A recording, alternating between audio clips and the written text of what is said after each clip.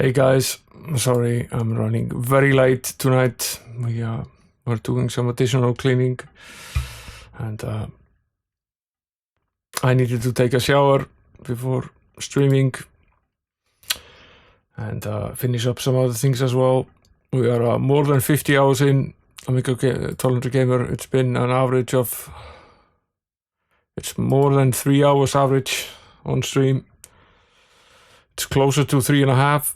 So we have had a few streams that have run almost 4 hours since this is usually on a Saturday night.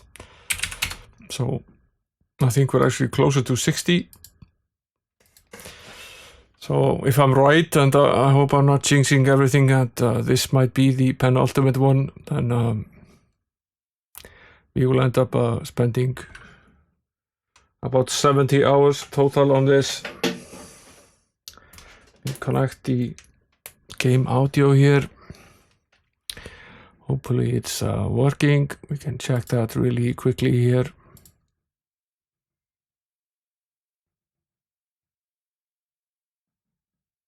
Do I have it turned off? No, I don't have it active in this cam. Fine. But the game audio does work.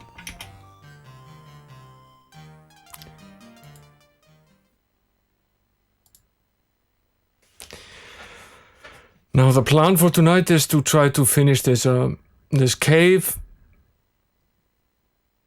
the Warrior's Den or whatever it was called, which is the really the last dungeon in the game, and see how we do.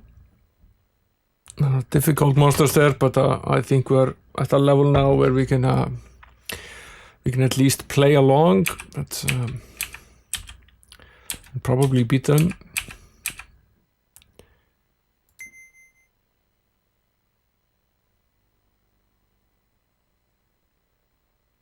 And if I didn't already say so, Amiga 1200 Gamer, welcome in.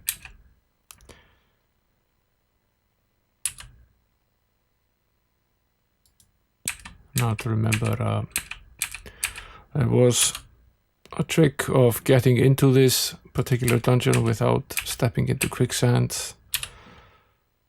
You needed to arrive from one particular side, the safe squares.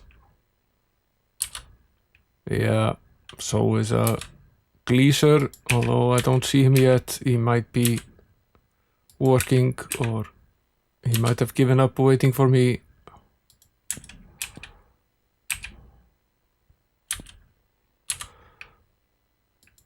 You and Gleeser are basically part of the furniture at this point, at least in these streams.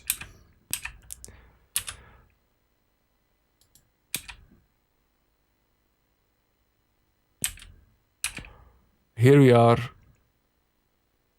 The unmistakable aroma of death hovers thick as steam around the dungeon door. So, welcome greeting. The Tomb of Terror this is. Lovely. No, this is not the right one. We already completed this one. This is not the one we're after. It's the other one that is further down the map then. Yeah. I thought that the name sounded a little strange. I was fairly certain it wasn't the Tomb of Terror. We'll walk in the mountainous area to make sure we don't step into all of these endless quicksand pits that are sprawling about here. Now, we got a hint from Will Torres in last Saturday that the Walk of Water spell wasn't available to anyone except those that could access nature magic, which is only 2 character classes. And he's right. Indeed, there are 3 types of magical casters in Game 3. The Cleric, the Sorcerer, and the nature casters. So, in fact, the only thing we can do about the walk on water thing is recharge those. Yeah, Ranger and Druid are the nature ones. So the only thing we can do about the walk on water spell is simply use the recharge item spell on the items and just use the items to cast the spell. Or we could potentially find a Ranger Hireling. Now this is definitely one of the reasons why you should read the manual, and I will do so before playing games 4 and 5. I know some people find it very annoying that I read the manual on stream, but I find it better to also do it on stream.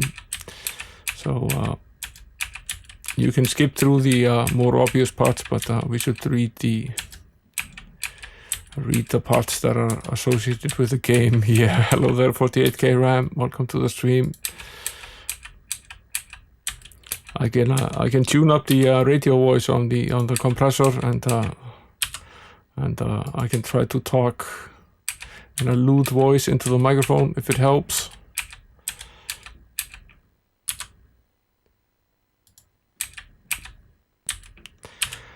I forget from which direction we were able to approach this, but I think it was from the top. If we had to come from to the southern side. Yeah, there is a lot of information in the manuals, but yeah, you're right, there's not a lot of information in the games themselves. It's before the era where a game eases you comfortably in. The entrance to the dungeon is surrounded by strange little statues of birds and insects and snakes. The Maze from Hell is the appropriate name for this. For this tomb. Let's turn on the lights in this last dungeon that we will enter in the game. Now, we will not get to finish the last dungeon in the castles. We made a small mistake in finishing off the power battle between the kings before finishing up all the dungeons. We should have finished it ages ago, but since we didn't, we have ourselves to blame. Or I have myself to blame, depends. We got teleported to some totally unknown location within this place. It's obviously more than one map, so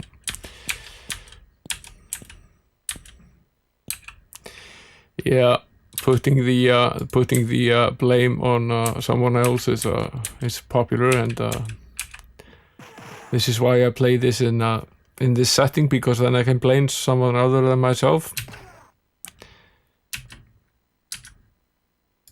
Now we should probably try out some different spells here and see whether some of them actually work on these guys. The one that might work is the Mass Distortion spell. If it manages to hit, it will reduce their hit points by half, which is quite a bit. But for that to work, we actually needed to hit. Hello there, Will. I was just telling the chat that you were definitely right about the nature magic.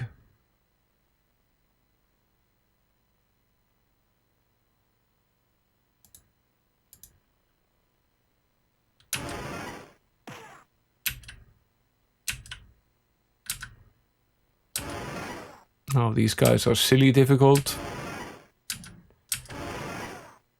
But at least they aren't killing me in a single hit now. At least not all of the cast. And since we're lucky and the game does not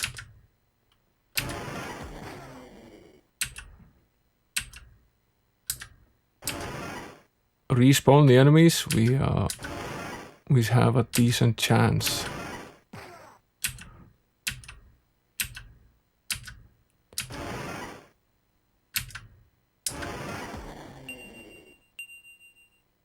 Down they go.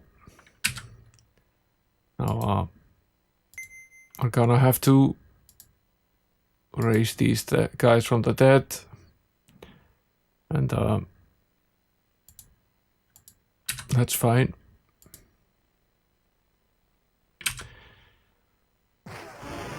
That was not wise at all. We should not have rested.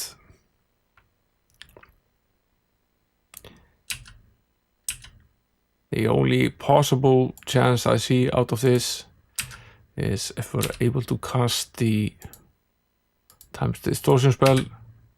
Yeah, we got lucky.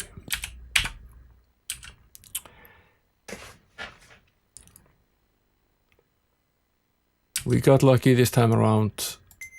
Let's fix up this stone condition here.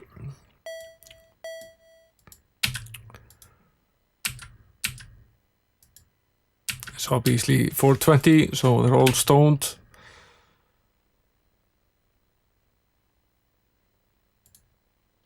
Some of these 10-line basic games are very interesting, though. If you consider that you have to squeeze them into 10 lines of what is on most of these micros very primitive basic, I find it somewhat extraordinary what you're able to do with in those restraints.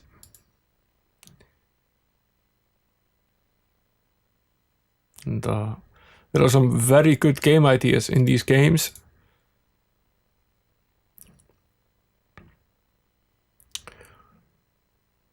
Now,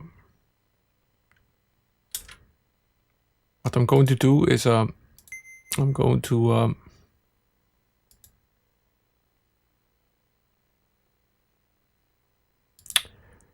set Castor's beacon here, and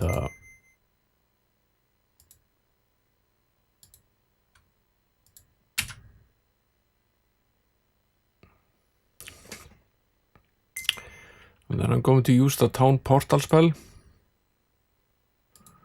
to bring us back to the first town again.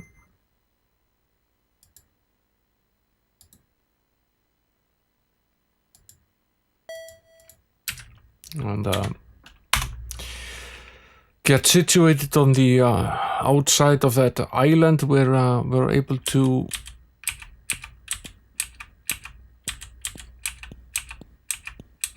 remove the aging condition, because we will age the cleric, because I'm fairly sure we will have to raise people from the dead on a fairly regular basis, and it will cost us a year of the caster's life every time. So I forget who has the item now. Yeah, it's the robber that has the item. Let's since we're here anyway, let's fix up some of the armor.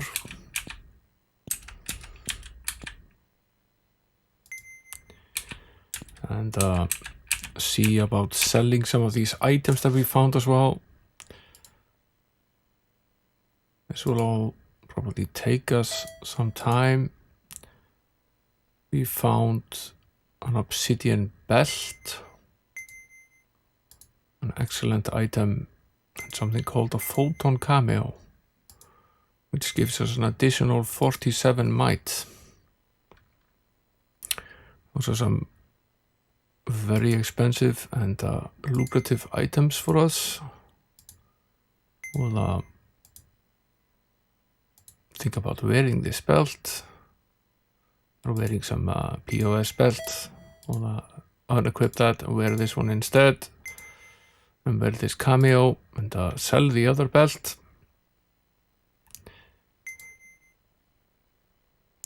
That's VGA to SCART converter that came with the Mister.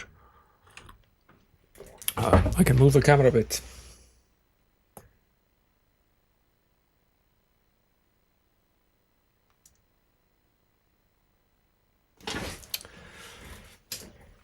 And it came with 2 boards. There is a VGA to SCART and also a VGA to component. So based on what it is that you want to hook it up to, you can You can connect it.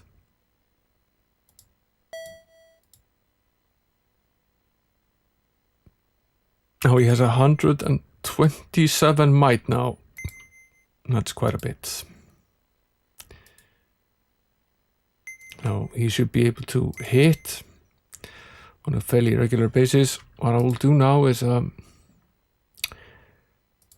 will talk to this guy again. Get rid of this gold belt, which is largely useless to us.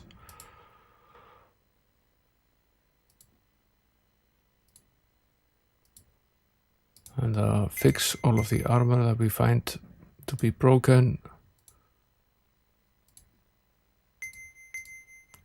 How is this bow doing in terms of charges?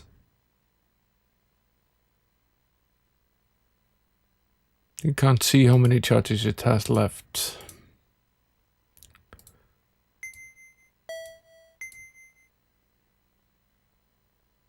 No.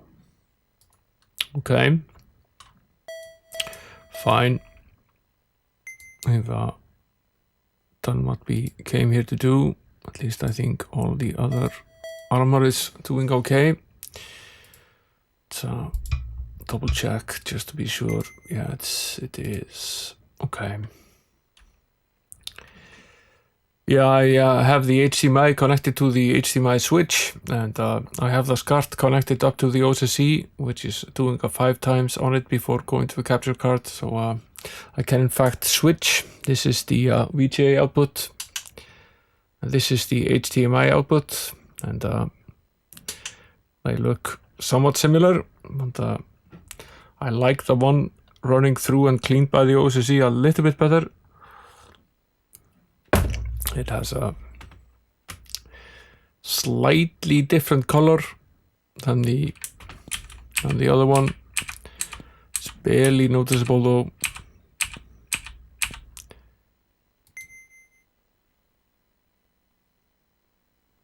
Yeah, I would love to see that as well. The fan can be a little bit annoying.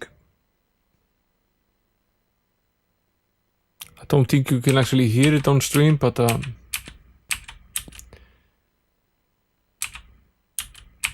fan can be a little annoying, and it could definitely be better equipped in terms of a fan. It's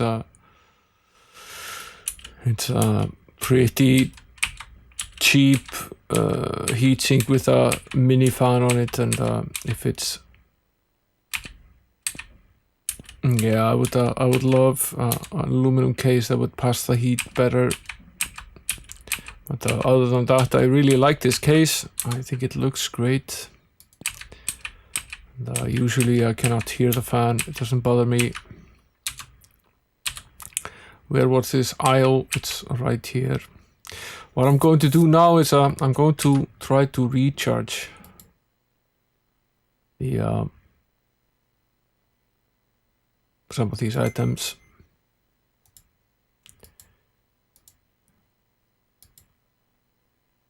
And isn't that a wizard spell? I think it is.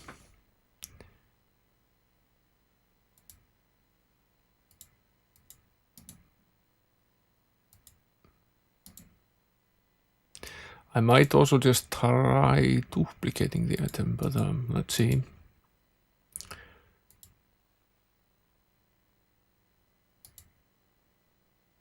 There's the recharge spell. I forget that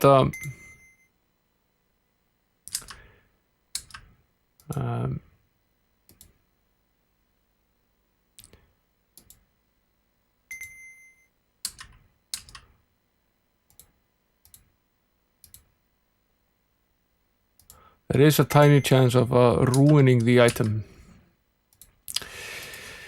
At least there was in the previous game, and in general, it's a wise idea to save at least.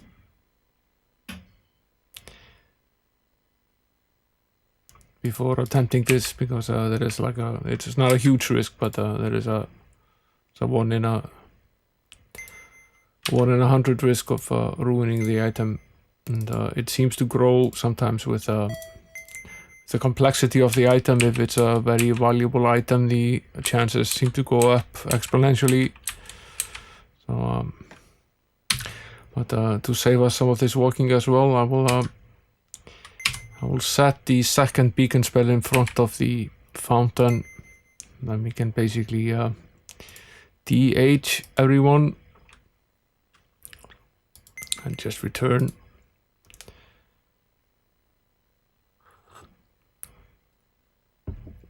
We won't be aging all that much, but the cleric will be, at least probably.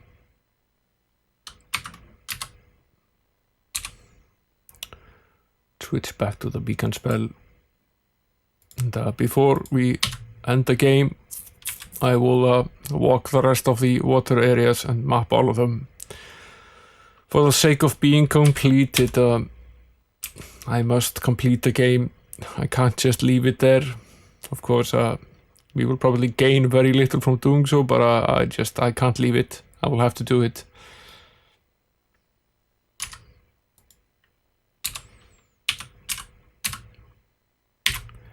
Now, if we rest here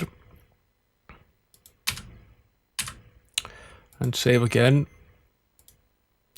the question becomes, if we step back into this square with the whirlwind that we stepped into earlier, will we be teleported to the same place as before, or is it random?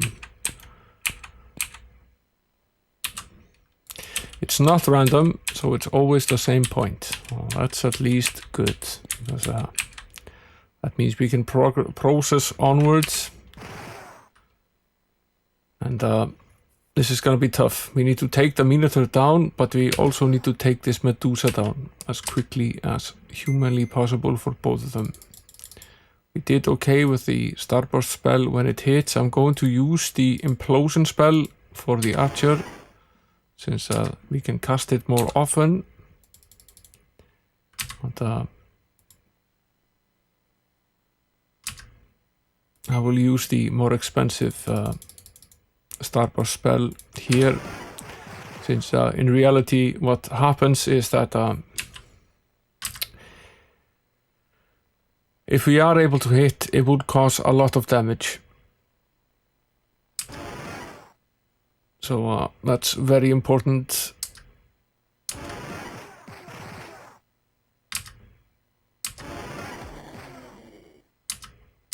We get one more go and we get lucky.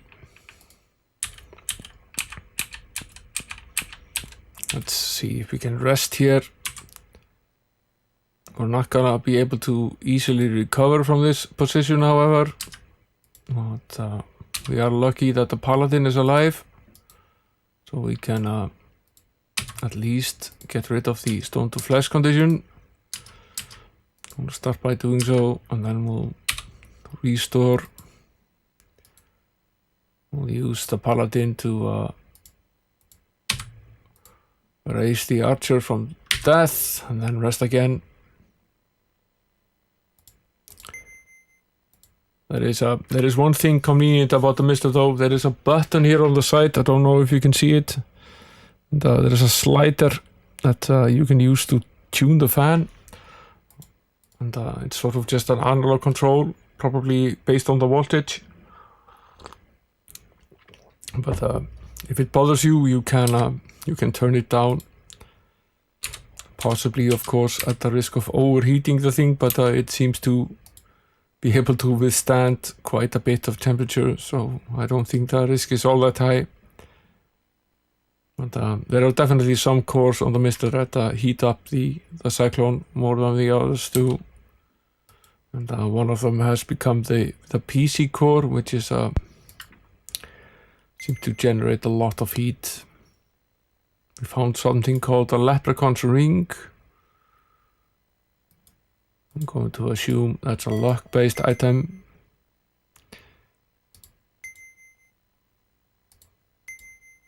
How are we doing for luck? If we don't equip it, we're at 34. And if we do equip it, where are we then? At 64. That's nice.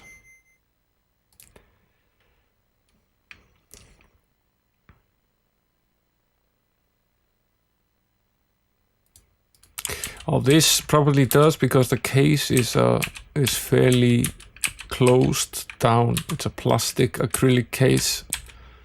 So I'm actually fairly certain that it does need active cooling.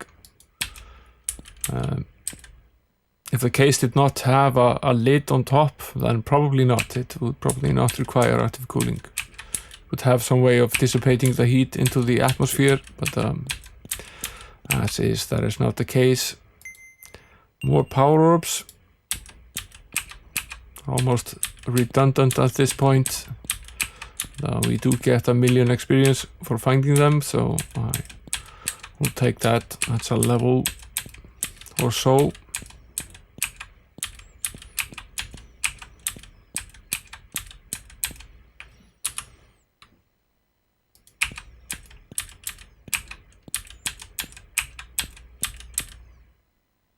I think it's fairly likely that there aren't many enemies in here, but the ones that we meet are very difficult. I think we can be fairly certain that is the case.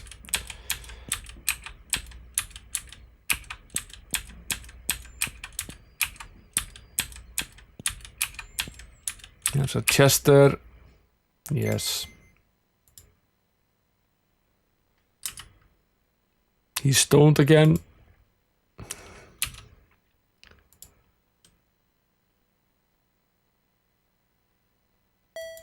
Things could be worse. He could be dead.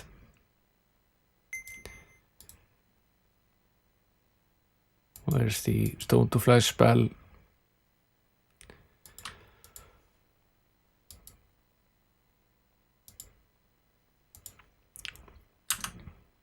It's a little bit annoying that the spells are always in the order that you learn them and not in the order of power required to cast them or level.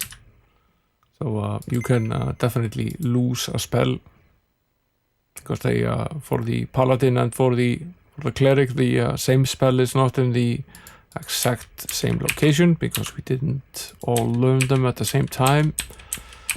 Some of the spells are only found, so it can be sort of random when you find them. There's the damn Medusa again. We'll prepare some nice cocktail for her.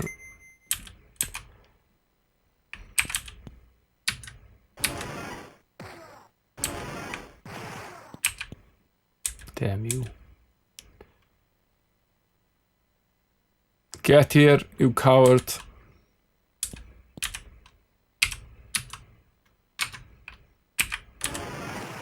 Damn it.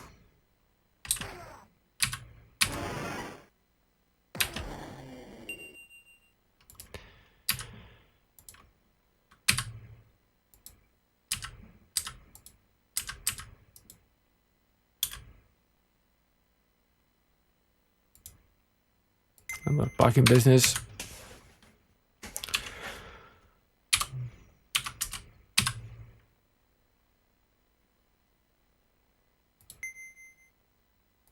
Yeah, but a lot of people have done that. They placed a 12-volt fan instead of the 5-volt one. That's one way of approaching the problem. It's kind of what I've done with the streaming PC. It's overcooled. It has this massive Noctua double 120 fan set on it and a massive heatsink as well. So the CPU is at idling at like 25 degrees. Now, Eradicated we cannot fix. So we will now at this point have to return back to town. See if we can fight these guys first.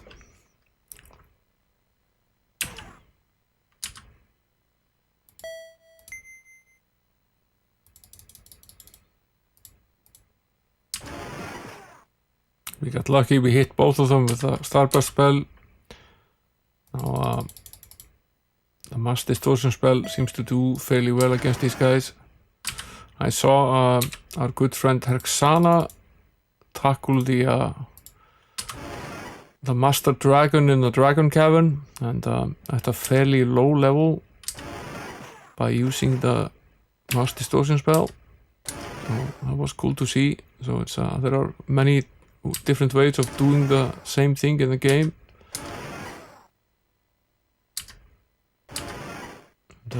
That method seemed to work pretty well for him.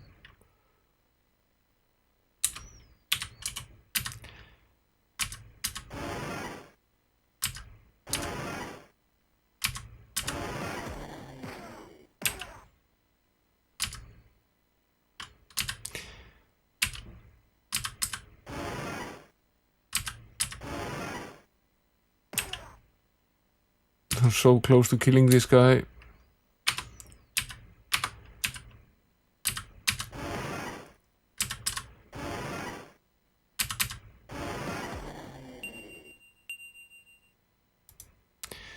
Found another of these cameos and also a shield. What sort of shield?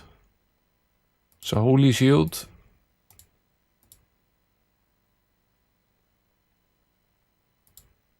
Well, we have to go back anyway. Let's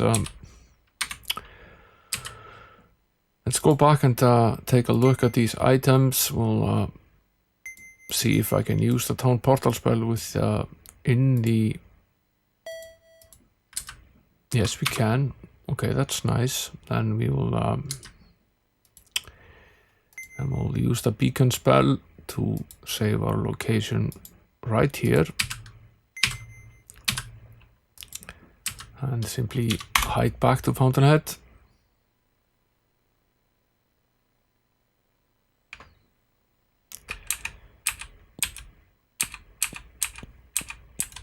Okay, where are we? We're here, okay. Should visit the temple first. The shopkeeper has this annoying habit of not wanting to do business with people who are dead.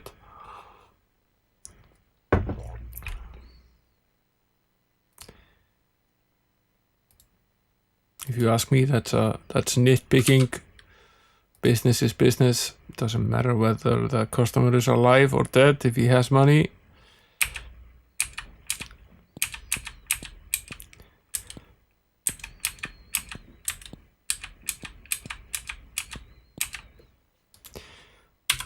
The smithy's closed.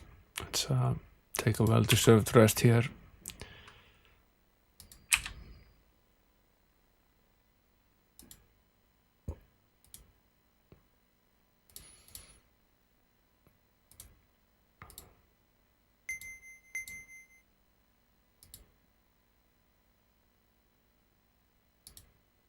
This is probably an excellent bow. Yes, it is. Let's give it to the archer.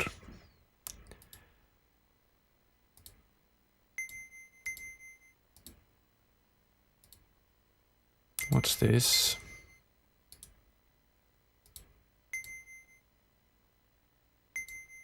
Maybe.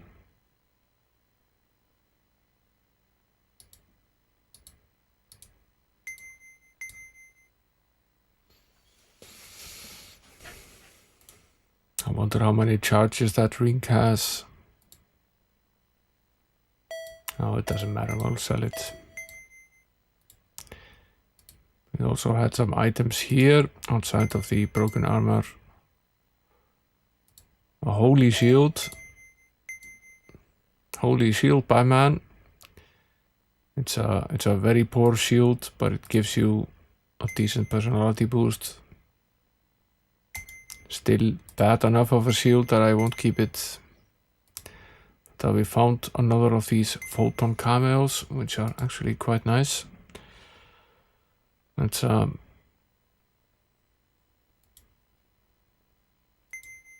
give the bow to the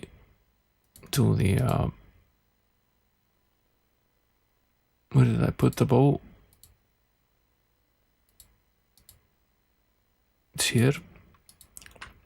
Give the bow to the archer and have the archer give the cameo over to the paladin. And we'll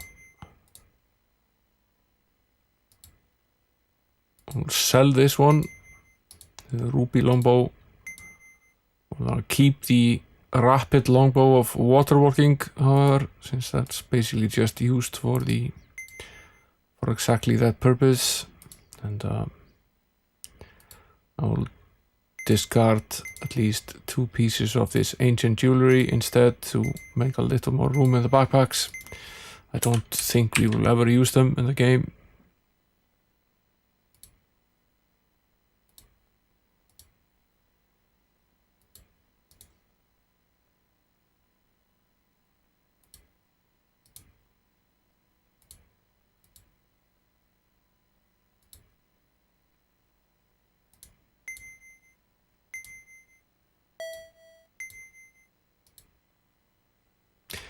Fine, we're all equipped again with quite a bit more might. We have 109 now for the paladin. That matters quite a bit when you're trying to hit a minotaur. You need to hit him quickly and with a lot of might to be able to get a blow in. Let's use the beacon spell to get right back to the action.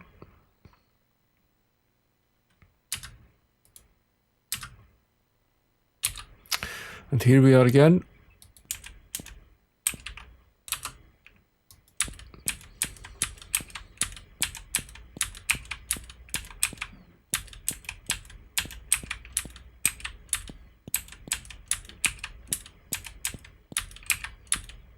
Another teleport there. We won't take it right now. Let's try to finish one area at a time.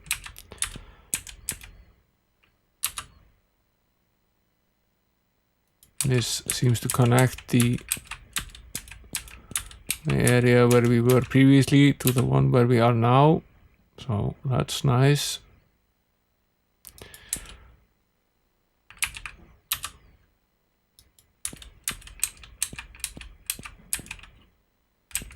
There's the damn Medusa again.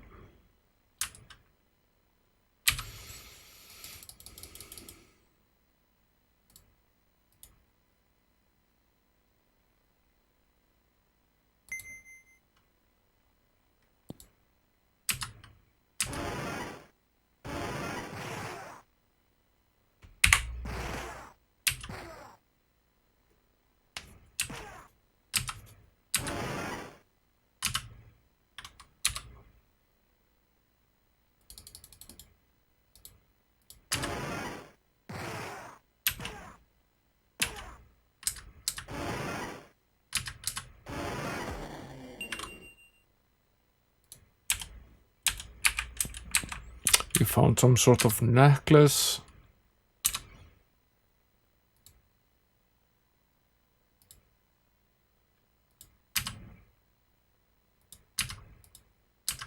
This is the point where it really helps to have a paladin and a cleric, as was the case in game number 2 as well. What we should have done, which seems obvious now, is that instead of an archer, we should have had a ranger in the party with the nature magic. But, it's a little late on after 60 hours into the game to figure that out. That's a mistake that we will have to live with.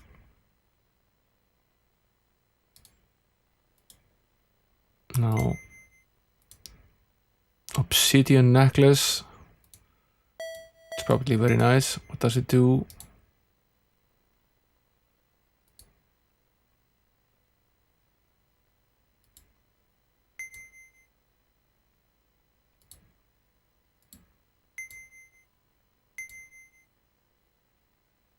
Is it an armor class boost?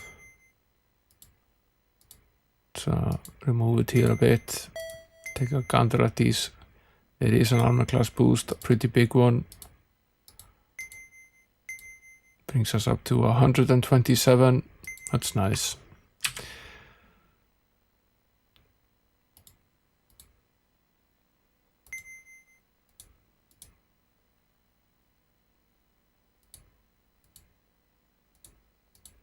Fighting the Medusa seems to basically destroy all the armor in the party every time, which is a pretty high cost, but He probably also gives us good experience.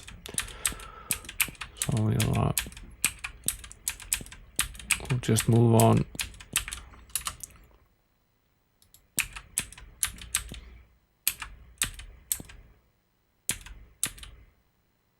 Haha, he can't pass. What a nice way to see if we can cheat a little bit here. He can pass. He can stand right on top of it. I figured that since the teleport was there, he wouldn't be able to pass it, but of course he can.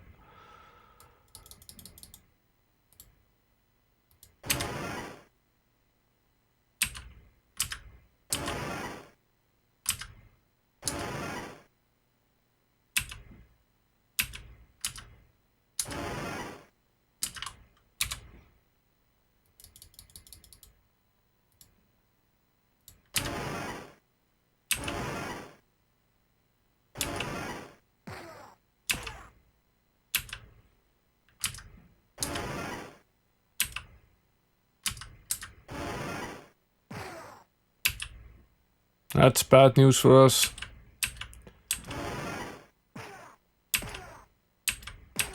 He's gotten extremely lucky here in the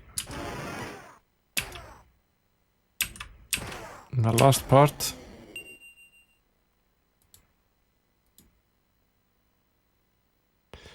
I think we'll have to reload. We lost both the paladin and the cleric. So let's just load up again. Move on from there.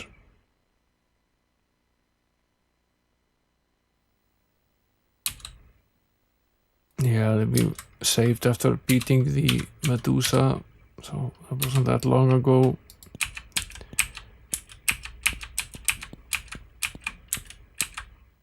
There he is again. Let's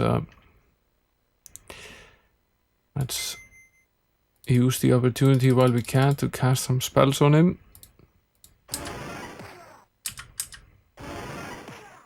We can cast this spell.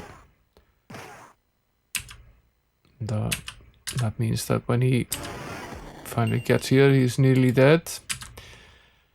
That's nice. Saves us having to try to beat him down.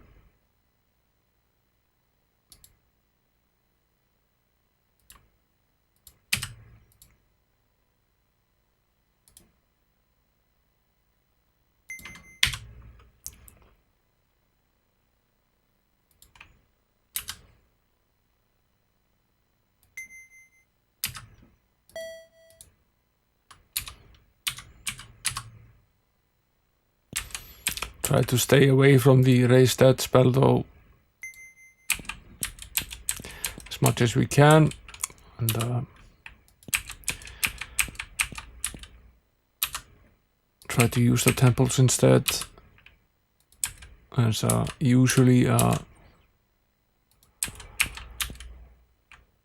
hidden cost in using these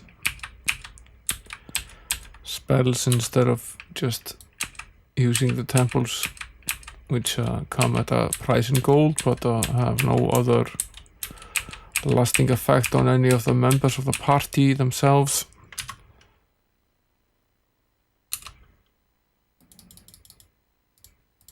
Another Medusa. We managed to bring her down before she could get any closer, which was nice.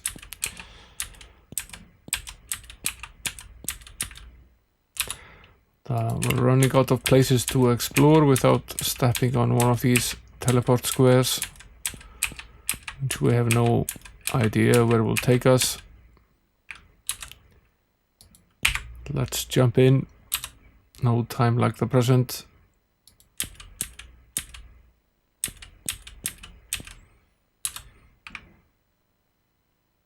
We're right back here.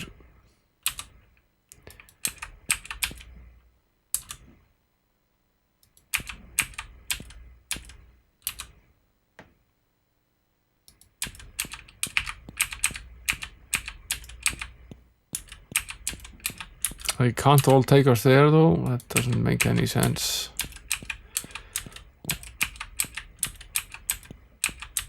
And if they do, we could jump over them.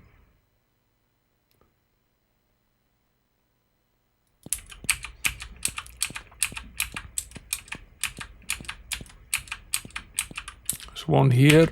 Where does that take us? Okay, it takes us right there. So this isn't a sort of puzzle of any sort, it's just a way to teleport straight back into that location.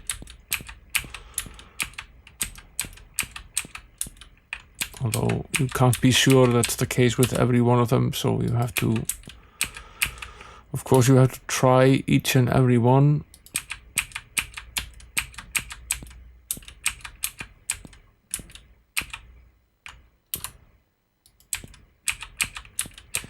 That's the case so far, at least.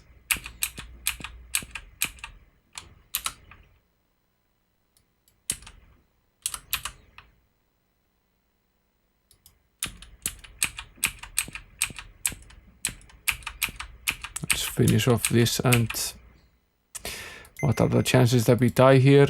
Are high. Didn't die, but got turned to stone.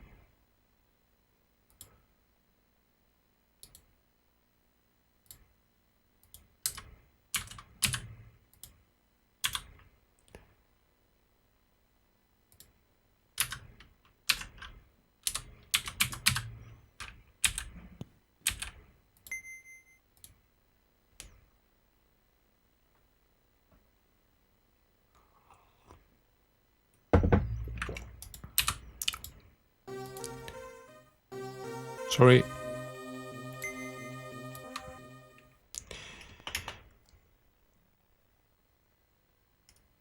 Should we turn on pretzel here? It's here it's off.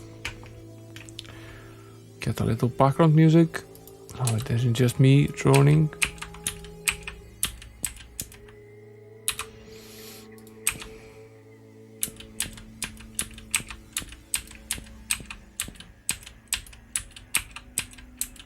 Another chest, another way to die.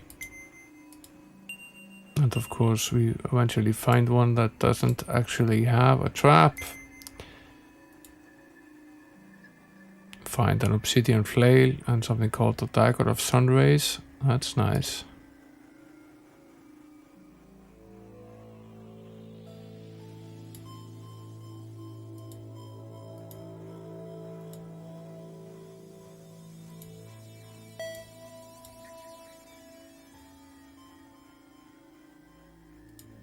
Are we out of space at this point? Yeah, we are.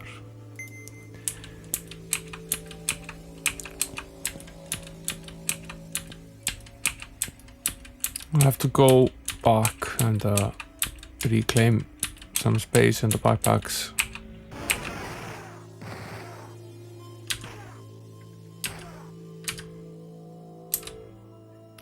That is if the Medusa doesn't kill us.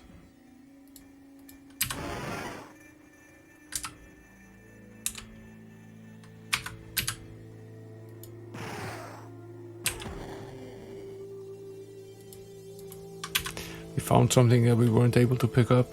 Let's fix this condition.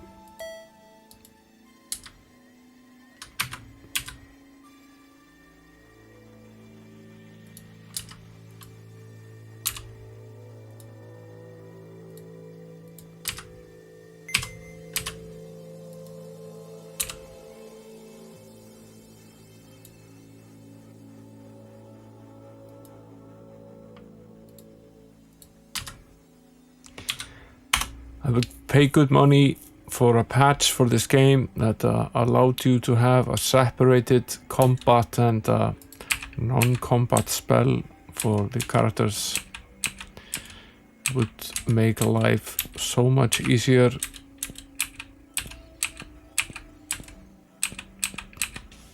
You have the beacon spell, the portal spell, the light spell, and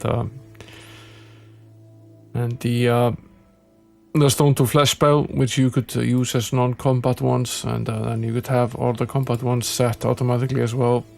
Yeah, there's also the a very dubious way in which this is all ordered. That's the it's the necklace.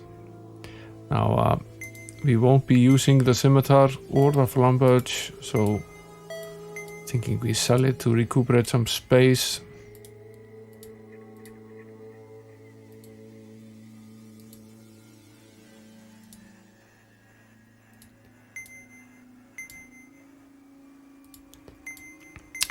And I'll probably take the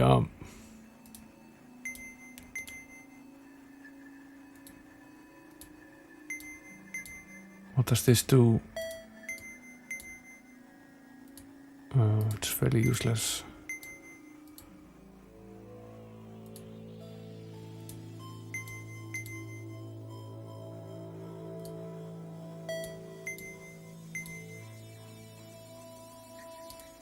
Yeah, we aren't going to be using this either.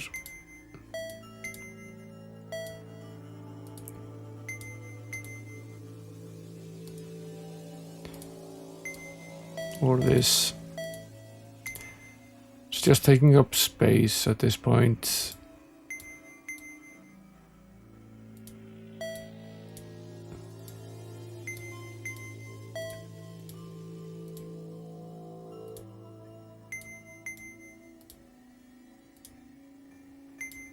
But we'll we'll wear this necklace. No question about that. And I thought we already are. Yes, we probably didn't save. We made this change, but didn't actually save the game. And then we died, and I forgot to put it back. This was fairly basic, right? Yeah. That's pretty much nothing for us. I think we'll also hike up to the neutral castle, get rid of the Power Orb. That's also taking up space. So let's go to Wildabar and work from there. And then we'll train. Before heading back to the Maze from Hell to finish that one off.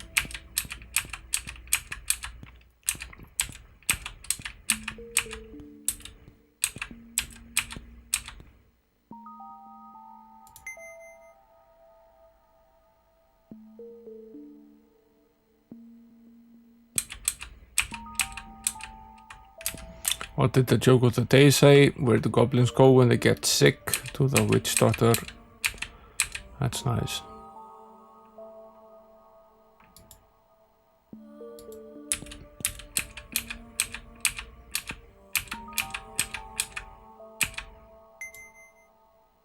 He complains about us giving him power, but I think he likes it anyway.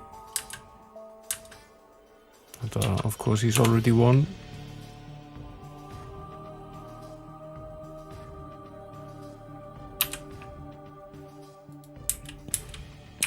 I suppose the way to get the highest experience would be to give all of them 10 orbs and then one of them 11 ones, but it doesn't really matter all that much.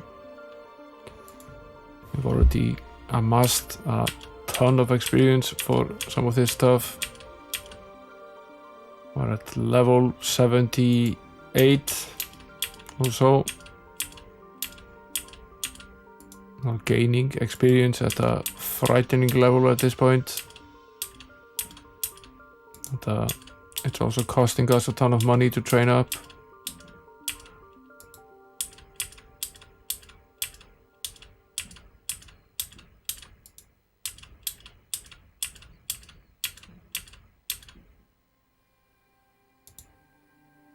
Level 78, level 78, level 76, level 76, level 71, and level 72.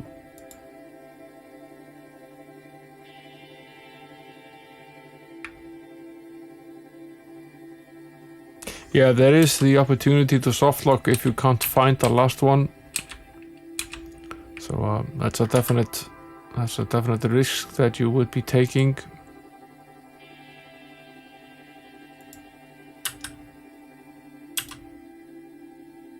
So if you can't locate the last orb, which is obviously something that could have happened, and you would be softlocked.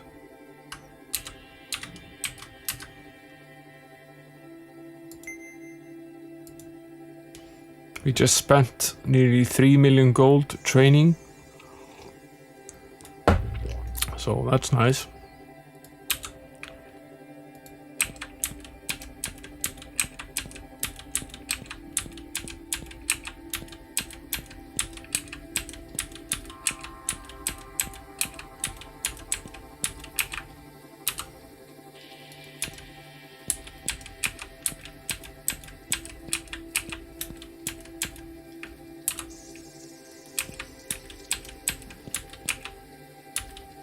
This place is huge. It's absolutely massive. There's another Medusa.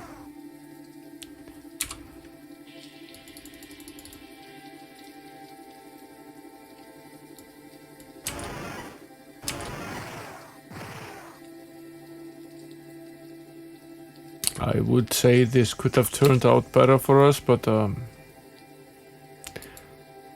it will be fine. We'll start healing.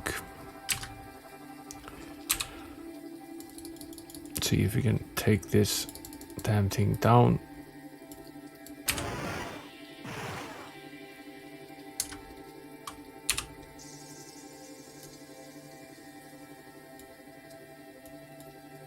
We'll use the paladin to cure the cleric, and then we'll use the cleric to cure some of the other members of the party as well. At least that's the plan. Let's see if we get anywhere with the plan.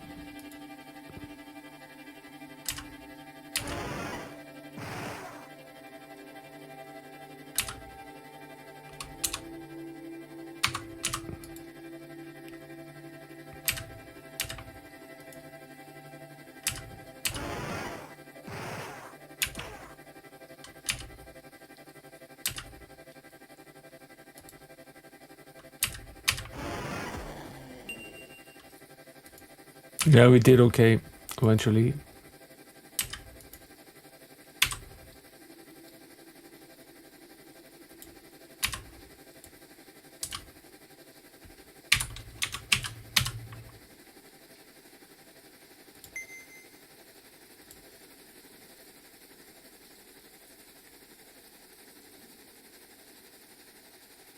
What helm did we find?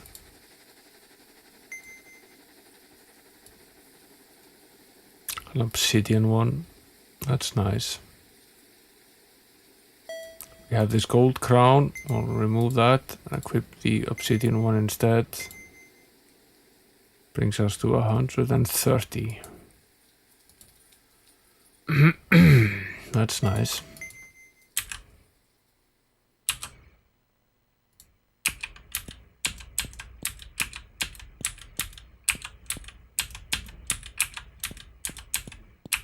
And the thing is that the key cards for access to the final and last pyramid in the game are spread along the different dungeons, and this being the final one holds the final key card. So there is no way to finish the game without completing the 6 dungeons which have the card. So technically you could, if you were in a hurry, you could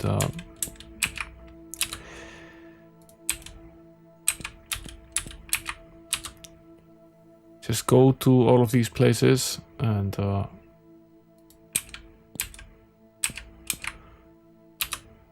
go to the exact location that you need, get the cards. And, you would have to do, it's usually after the final boss has been defeated in each of these that you can actually gain access to them, but I suppose you could technically probably cheat.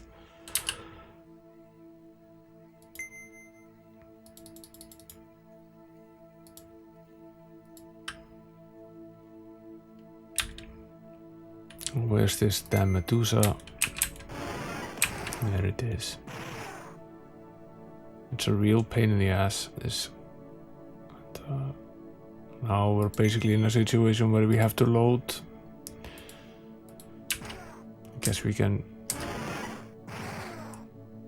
see if we get ourselves out of this. No, not even that lucky.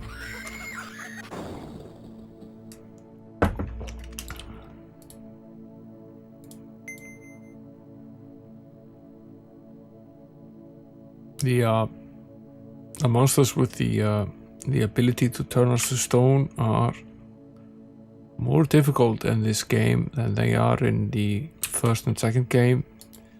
So in those games,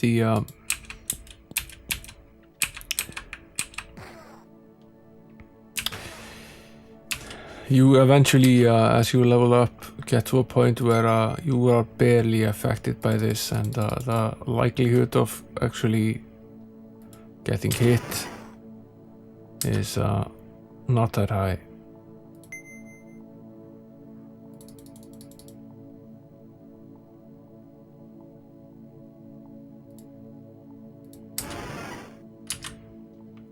That does not seem to be the case here.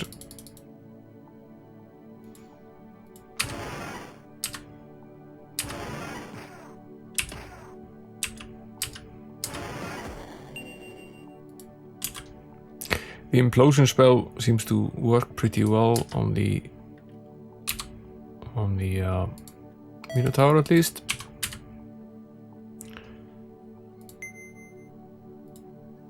But I don't remember running into this guy before, so are we exploring a slightly different place now? Did we forget something when we were doing this last time? We might have.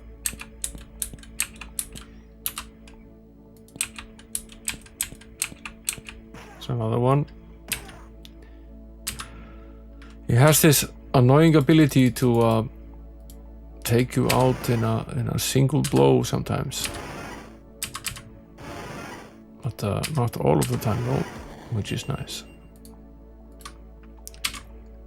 What ring was this that we found? Obsidian ring.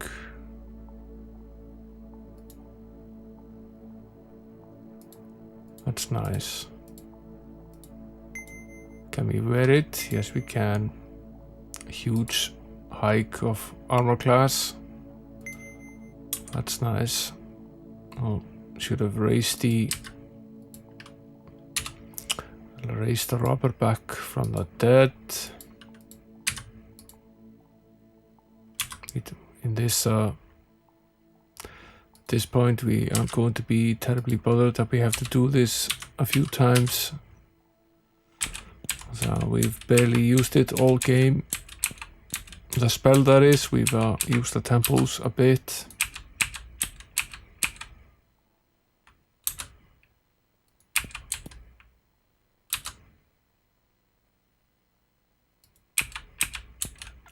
Okay, this is closes this one off here. That's nice.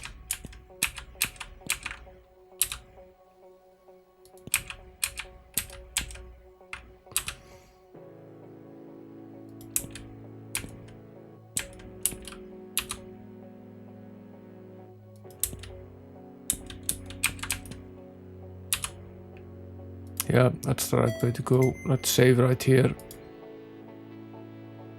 Hey there, Gleeser. Welcome to the stream.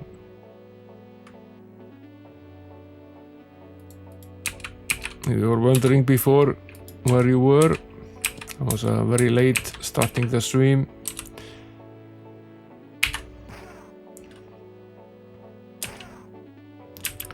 Slowly making our way through this maze from hell.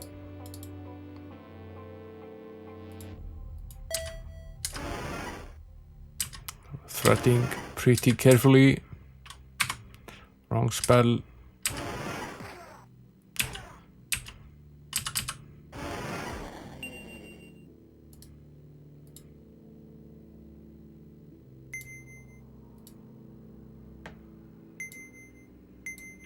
That's pretty tough, Gleeser.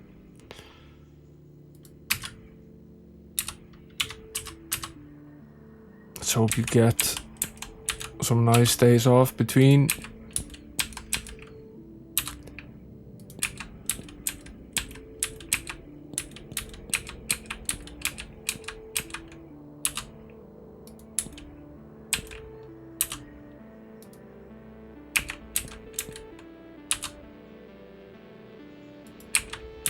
Haven't gone here yet. This is quite a maze. Damn Medusa.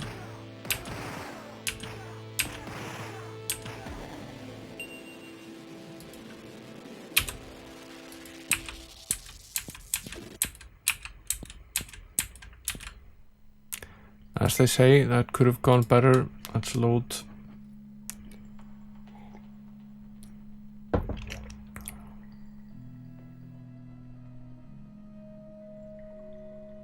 In some ways, the Medusa has now become a more difficult enemy than the Minotaur, because we can, for the most part, finish off the Minotaur now without any lasting effects. We might lose a character or two, and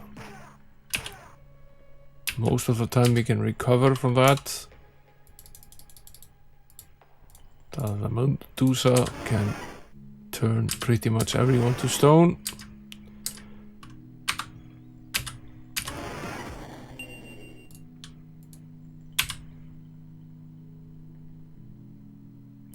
Oh, instead of the didn't find exactly the same item now, we found something else. Gauntlets of Starbursts.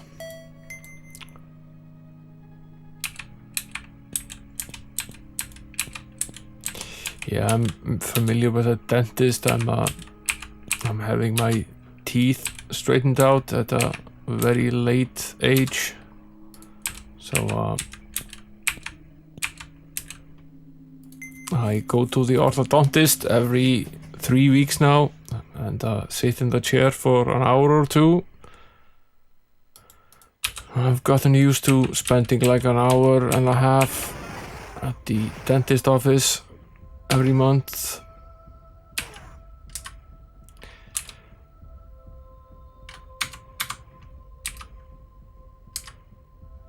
Which is exactly as terrible as it sounds.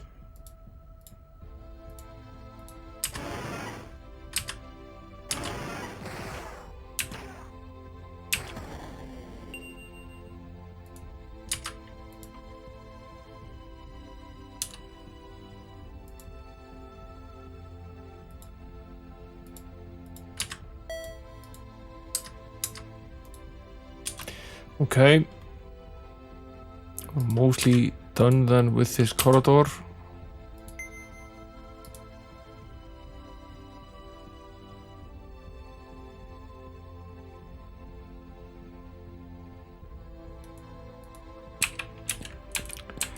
Yeah, the jaw expansion was an option for me, but I decided against it. It would have required surgery, at least one, potentially more than one surgery. So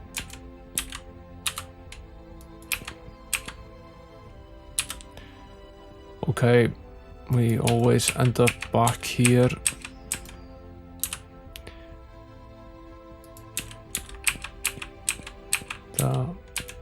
Despite all of this being a maze, it all seems to go in a circle and end up in pretty much the same places, so that's at least nice. I'll take this route in case we forgot something, which doesn't seem to be the case. And I'll now jump over this one. It's easily done.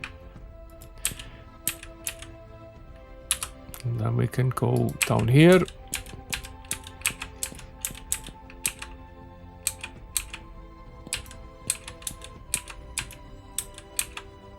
Are we? Yeah, we've been here before. The other side.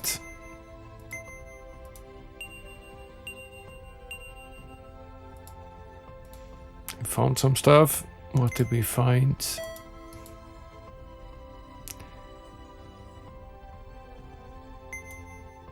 Some random items.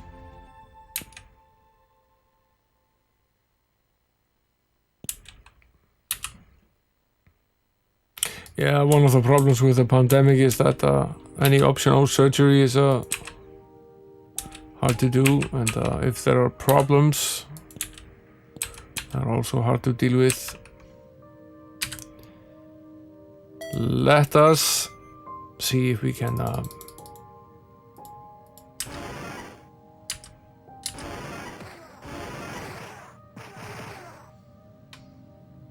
was nasty. Quite nasty. Let's see about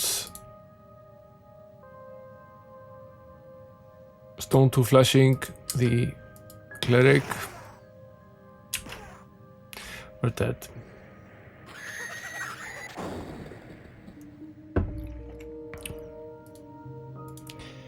It's very easy to get unlucky in this dungeon and end up very dead very quickly.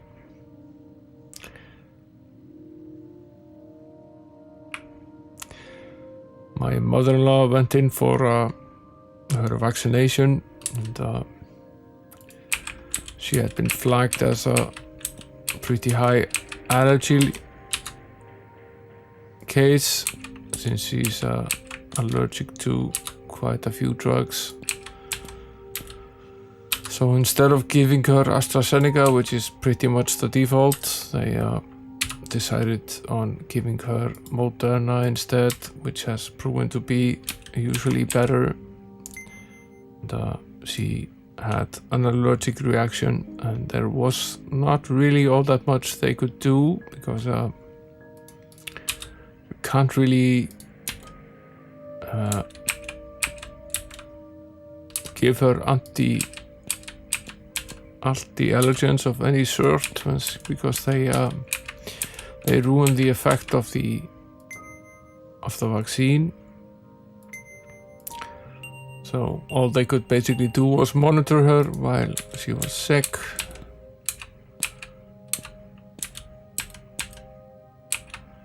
Right back where we were here. Let's try this again.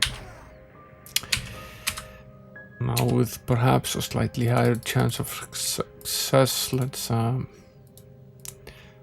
the implosion spell into the mix and then mass distortion.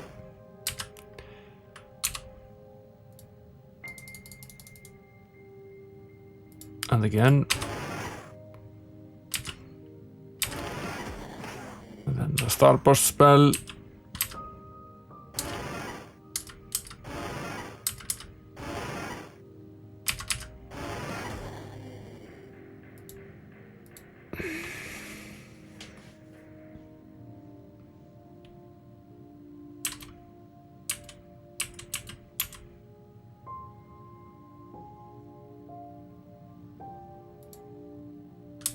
Yeah, those things could be connected. It's not out of the realm of possibility, but there's also the question of what would have happened if he hadn't gotten it. What are the risks of actually just getting COVID? Probably worse.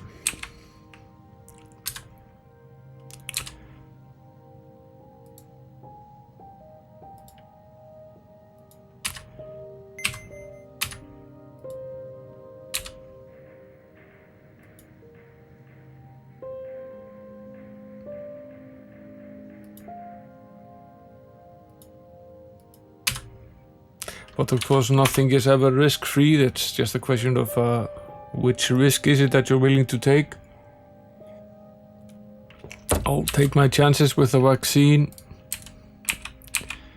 and the possible side effects if it means I don't have to get this disease.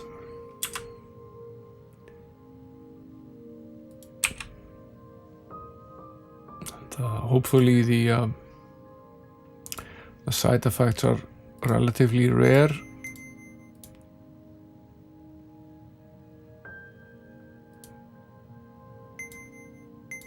This was the helm. What was this? Kinetic katana. It's largely useless. I'll get rid of this one as well. What does the obsidian dagger do for us? It does a ton of damage. We'll give it to the robber when we free up some space in his pack. It'll probably be a lot better than his current weapon, which is probably fairly crap. The robber isn't really capable of wearing much in either armor or weapons.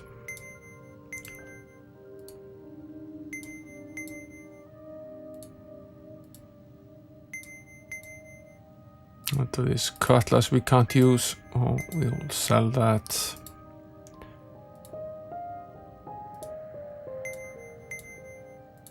And this bandage we will never use either, so I might as well sell that as well.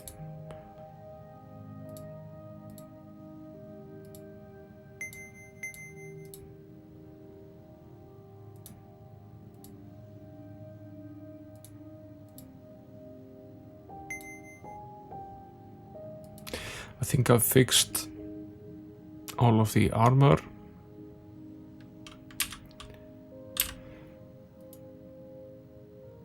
And we wanted to give the dagger to the thief.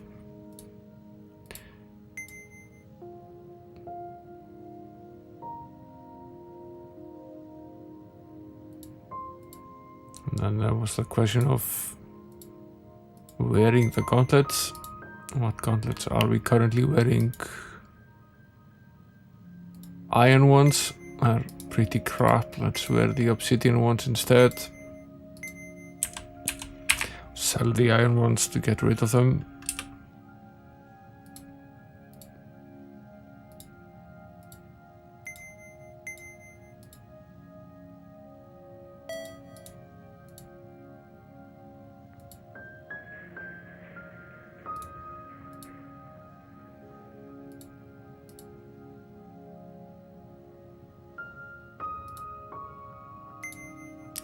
Let's use this helm as well. I forgot to equip that one.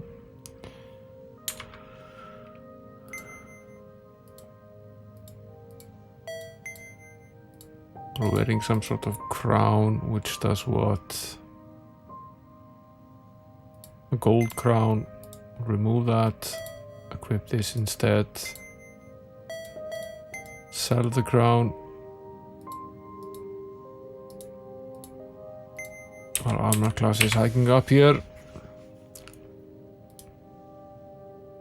pretty quickly. We're finding a lot of these pretty valuable items.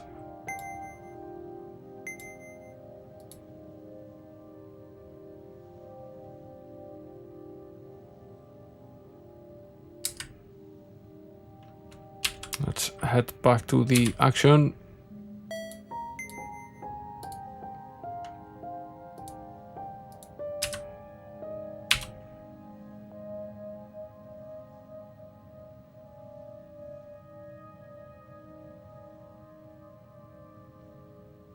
What did the dog say to the two trees? Bark, bark.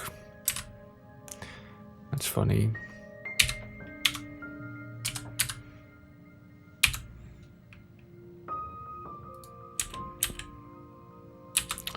Okay.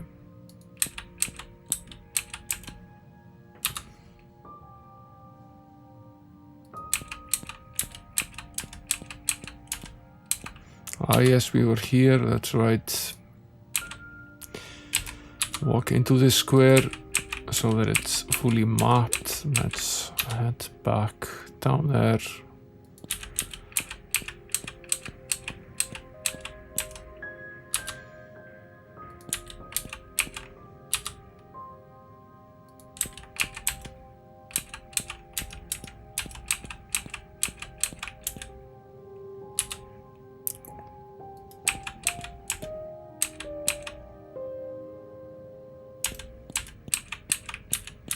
Okay, I'm fairly sure there is something down that particular corridor.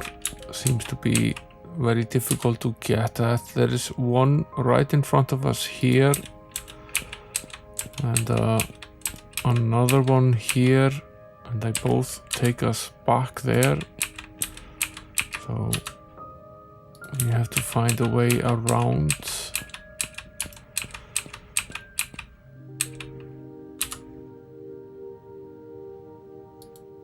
Can certainly jump over this one. That's easy enough. We already finished this bit here.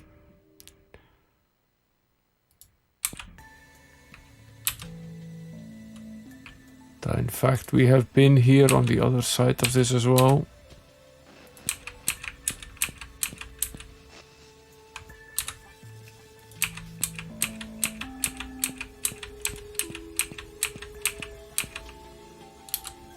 So, if we jump over this one, we can certainly go there, but we've already completed that so far. So that's not something we need to do. And we can go back over here as well. Which we've largely completed as well, but apparently not this part. There are two of them here. The question is, are they both gonna send us? Are they both gonna send us back?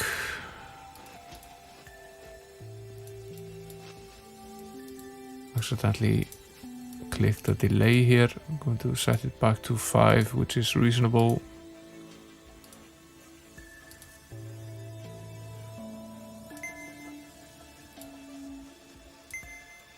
Five, I said. Thank you. This one takes us back.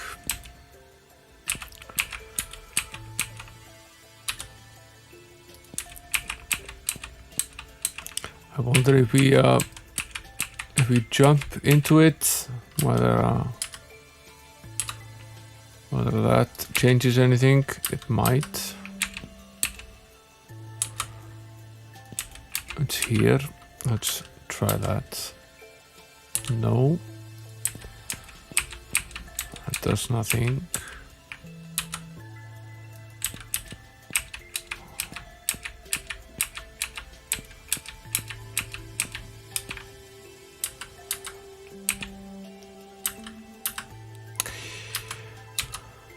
Let's see what else we might potentially use.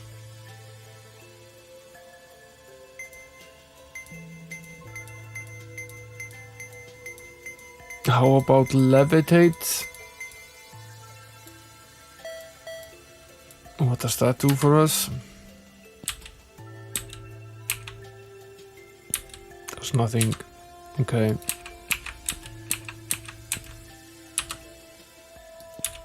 Obviously we can teleport, so we can easily get over these two. It's just a question of how do we get to these places that are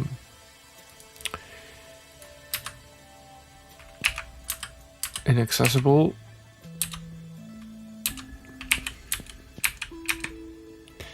So we can teleport here for 3 squares or so.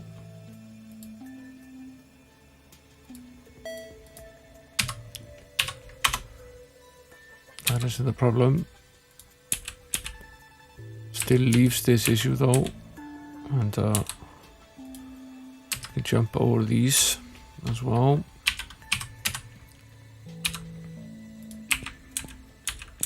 Maybe there's a switch somewhere to set these, turn these off, and maybe this is it actually. This looks to be... Yeah, this is the other side of this one. So that's nice.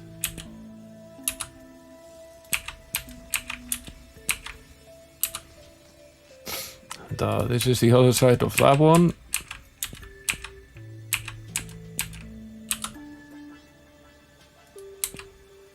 And there's a lovely Minotaur there waiting for us.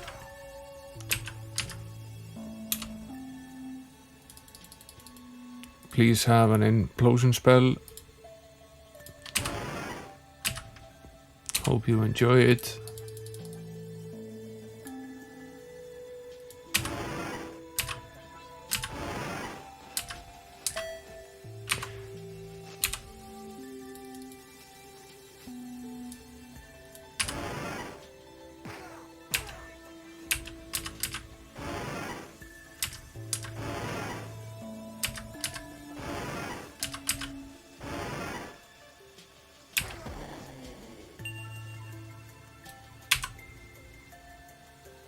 He's dead.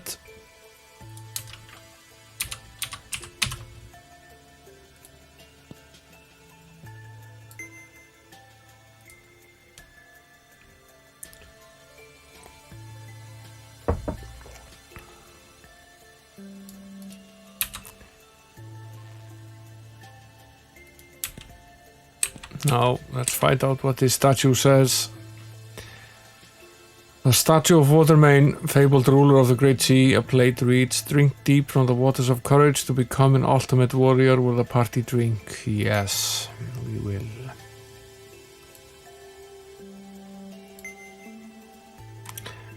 We are a champion of neutral. We are an ultimate warrior. And, it seems that we've given 26 of the orbs. That means there are 5 remaining.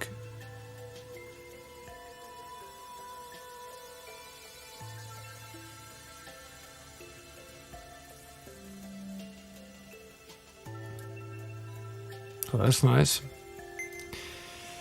Now we need to be an ultimate warrior to gain access to the final pyramid. And it's one of the requirements there.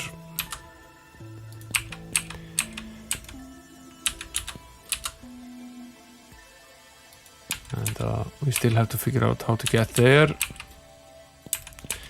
Perhaps we could just finish mapping this so we can go back again.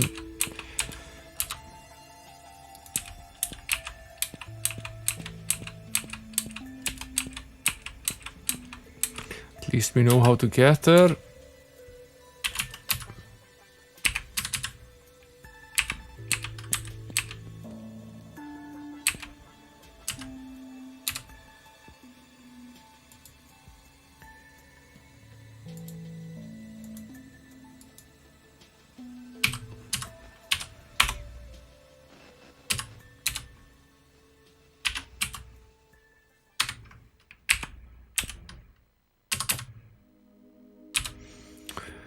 We're back here.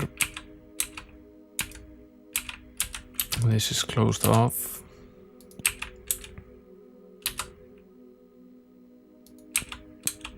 This leads back into this place again. And we've already explored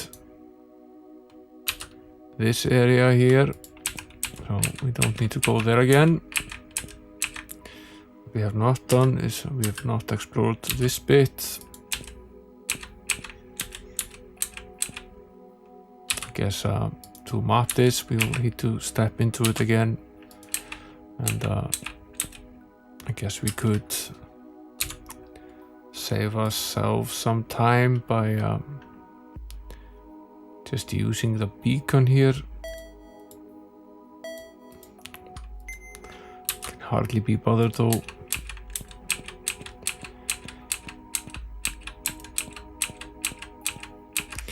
Not really all that complicated. 2 jumps here, teleport here,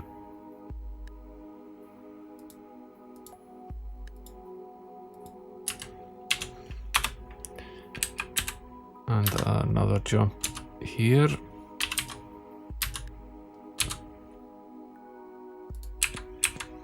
and go around here. Jump over this one, and we're back where we were. I guess we might set the beacon here. So, since we have to do this one more time, at least.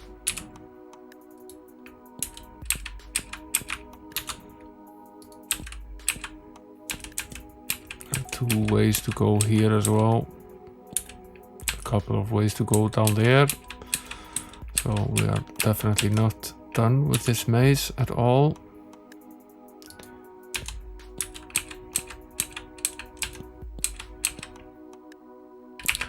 The good friend the Minotaur is here.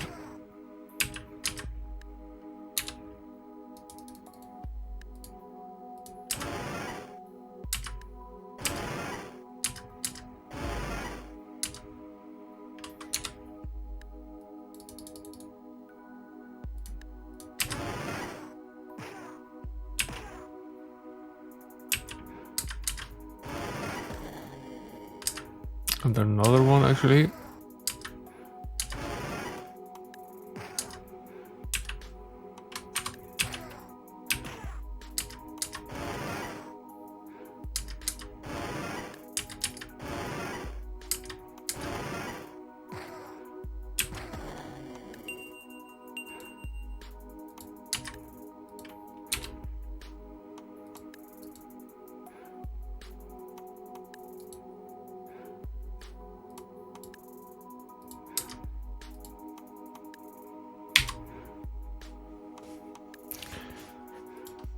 A little rest and relaxation. Let's see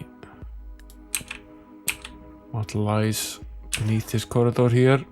Looks like a fairly likely place for some item of some sort. It's protected by at least 3 of these Minotaur guys.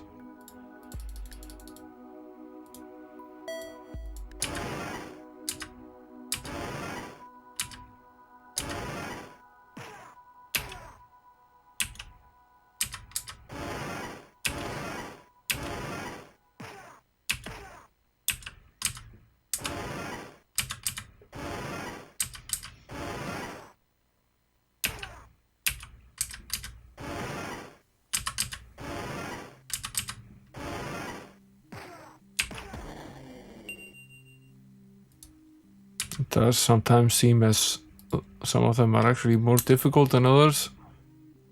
Don't know why that is.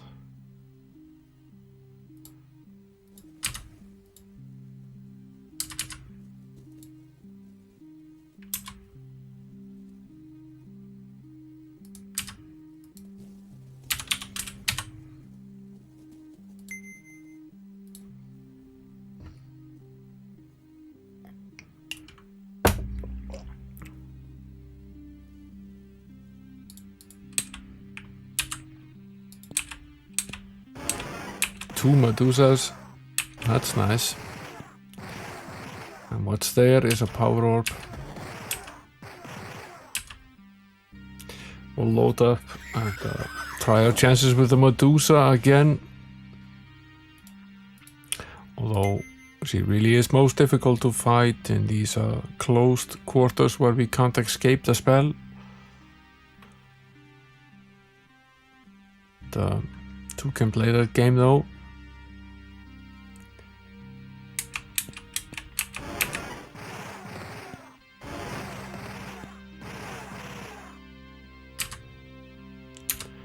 This damn thing is nasty.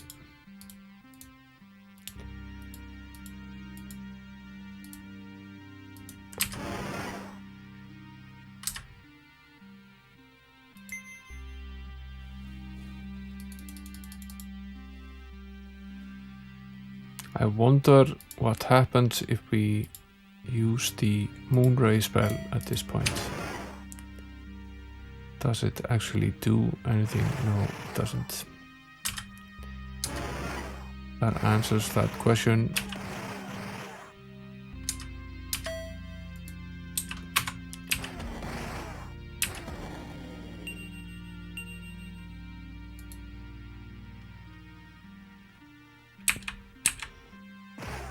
One of these guys, a Minotaur King, okay. So that's what's going to happen. We're going to fight these two Medusas, and then we're going to fight this Minotaur King. And get one more orb, and then we can go and finish the rest of this dungeon. So.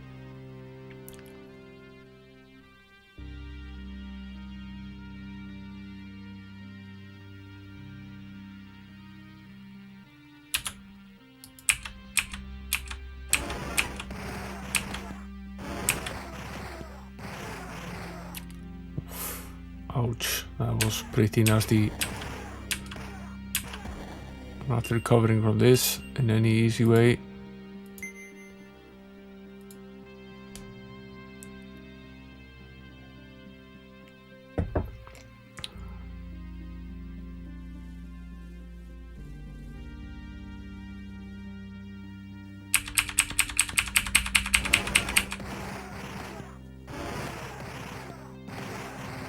Stop doing those to us.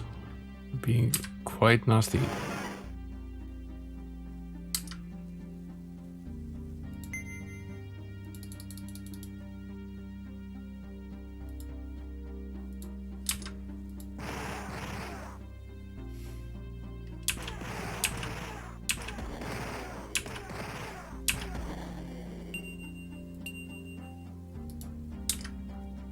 This is okay actually, because we can use the Stone to Flesh spell right here.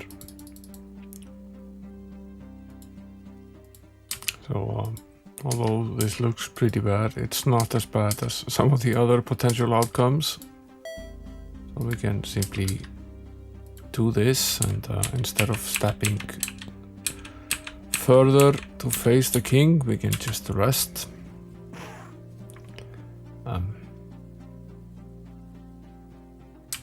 That at least was the plan.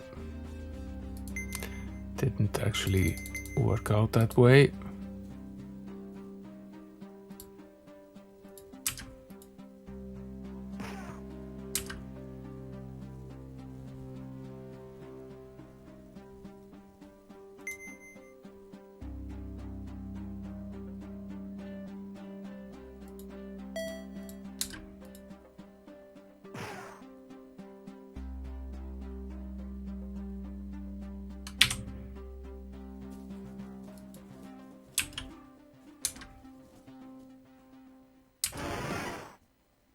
Should have saved, right?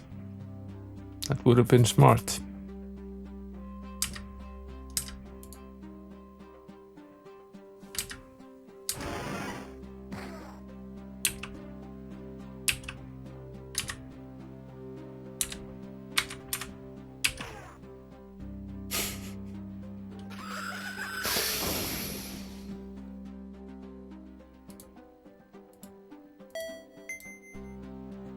He was probably in some other corridor. This was not the Minotaur King, this was just a regular Minotaur, but he was probably in some other corridor, just waiting to jump us.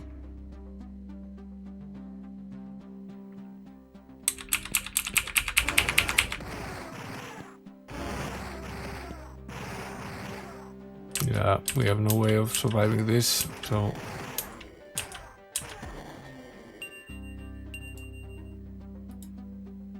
Other than just going all the way back, which I suppose we could do. We could do that, I suppose.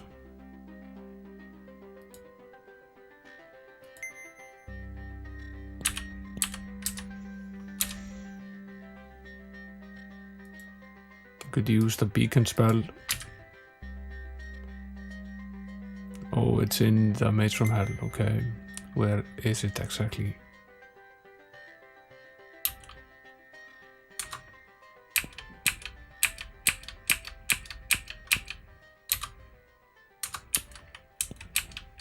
Of course, if we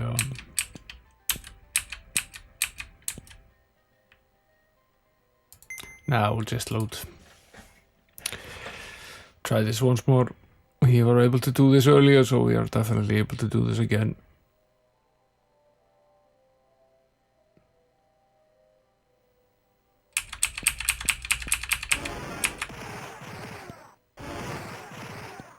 Leave us alone. Damn things. They really are very difficult.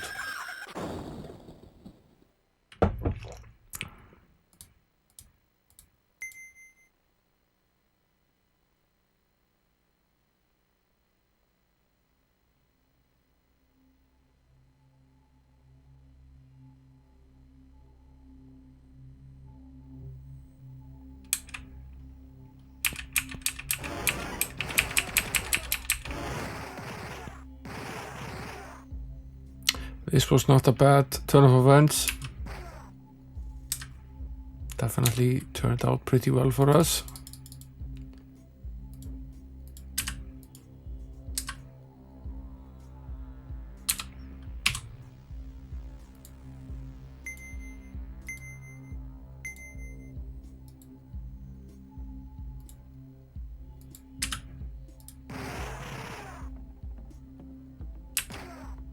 That turned out pretty well for us as well. Now we can cast a Moonray spell or just a power cure.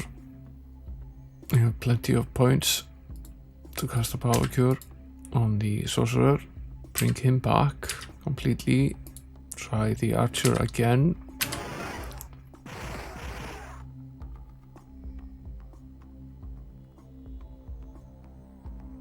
Why is this going so poorly?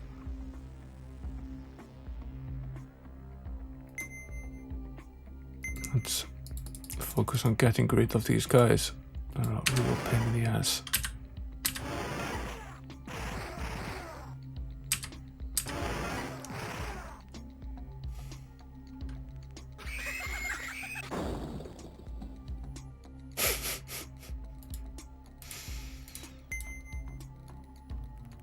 The roll of the dice, that's sometimes the way it is.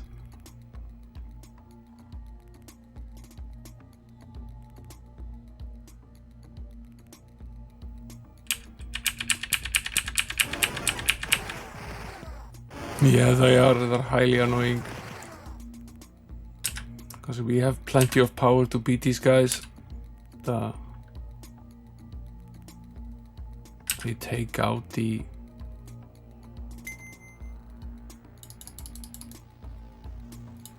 There's also no mass spell to stone to flesh, and you have to do it in 2 turns because you need to cure them as well. So you get unlucky with the spells, and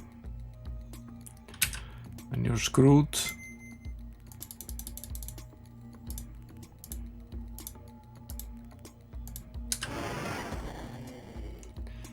At least one of them is dead. That's a marked improvement.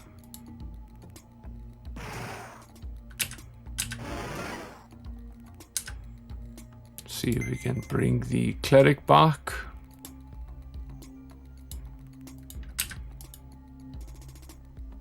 Yes, we can. Then potentially we can bring back the sorcerer as well.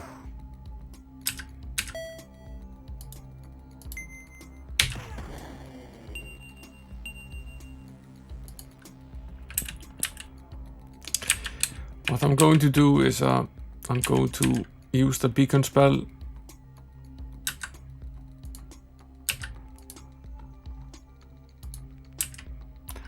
Set a new beacon location right here, exactly where we are at this point in time. And then I'm going to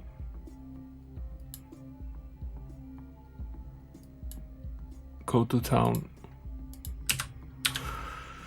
sell some stuff from the inventory, and heal up the rest of the characters so we can also rest.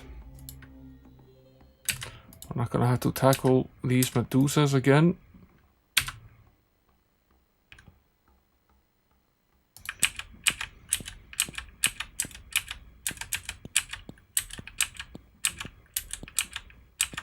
I think it's just easier to approach it this way. We need to go to town anyway to sell some of the stuff in the inventory. We're out of space. There doesn't actually seem to be, although it might be a nature magic spell. We used to have a protection from magic spell, and it doesn't seem to be in this particular game. And I actually think there's a decent chance that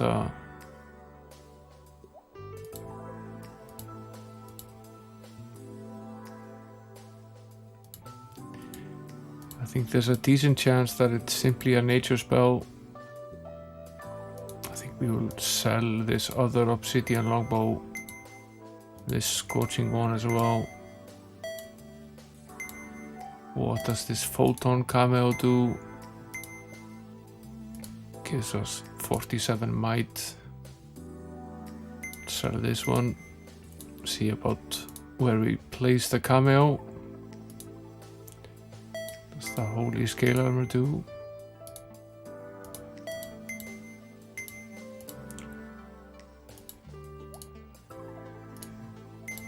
These gods items, I not been a huge fan of them. They're not all that great.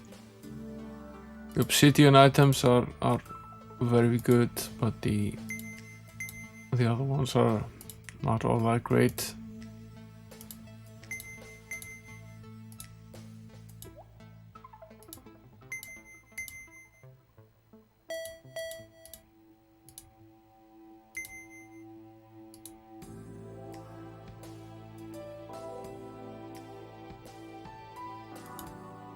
There is definitely a chance that the protection from magic spell is a nature spell. That we appear to be very poorly defended against it.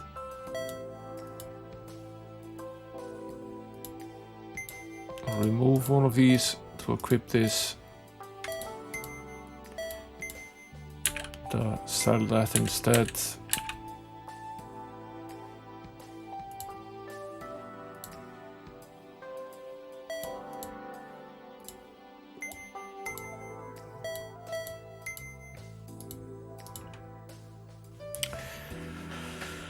What does that do currently for our armor class? It's at 107. That's nice. Also seems to hike up our hit points a little bit, so that's also pretty nice. Let's get right back to it.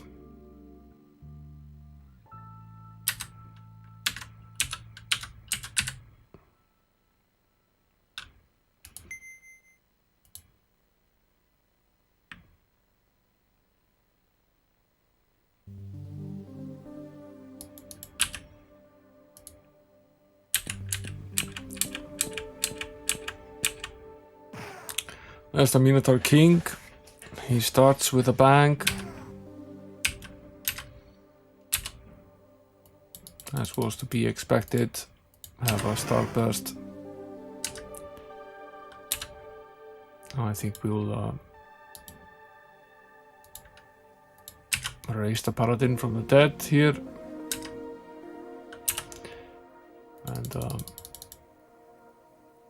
And hit him with another Starburst spell.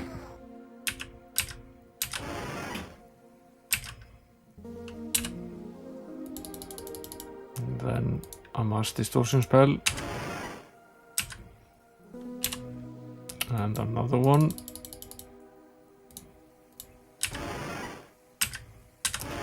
And then another Starburst.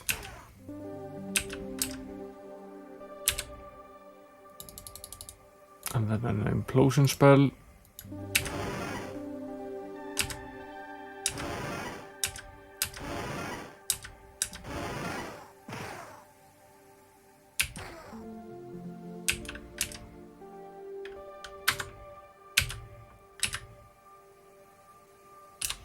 We'll have to do a power cure here. Waste a few spell points doing so.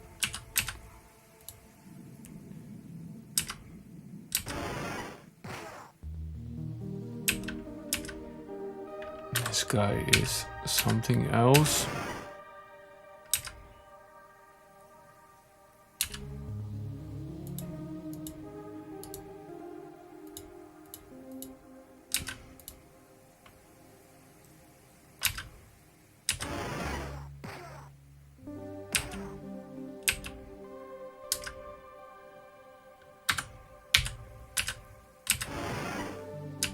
Mass Distortion is very useful because it, when you have monsters like this that have a lot of hit points, it reduces them by half, which at the start is a huge boost.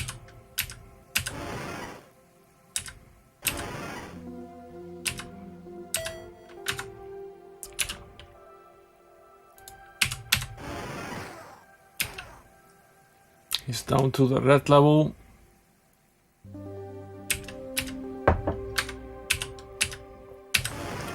I like our chances now.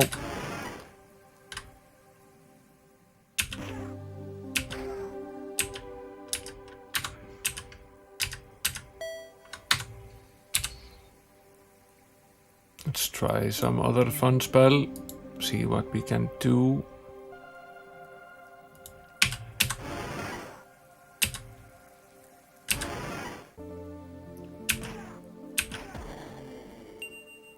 Down he goes. We found some sort of orb. We also have 1 hit point. Obsidian Orb. Do you think it's nice? What do we have? 130. What does the orb do? Aha. Remove the rod. Interesting. Interesting. Let's see what it does when we get back to the shop. And we've basically completed this part of the dungeon.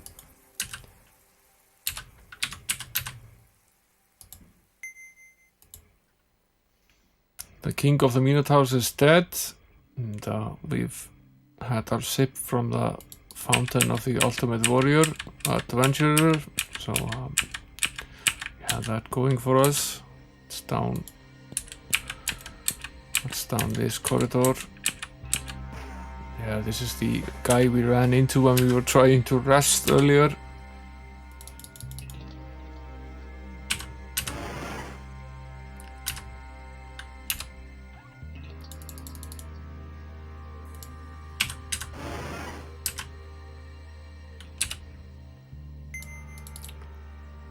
Raise a knight from the dead here.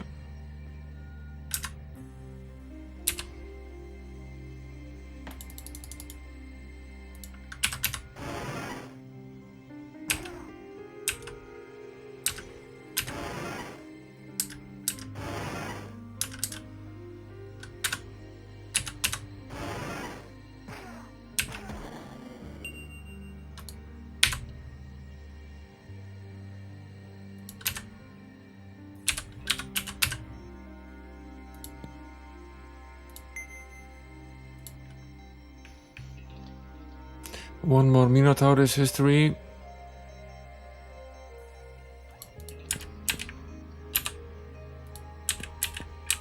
Let's go further down this corridor.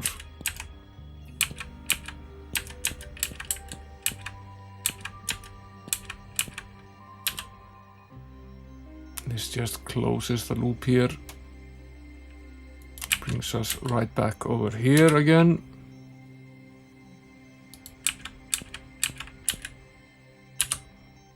Now this bit we haven't finished yet.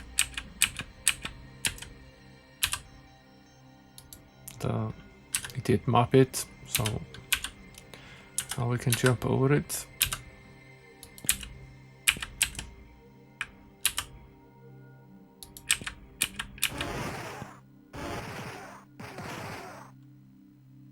I was lucky. Let's get rid of the Medusa first.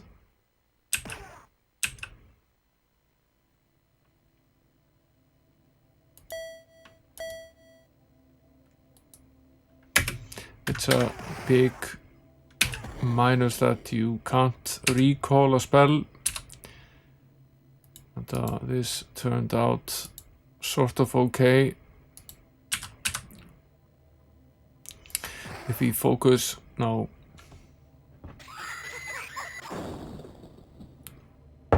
He got lucky.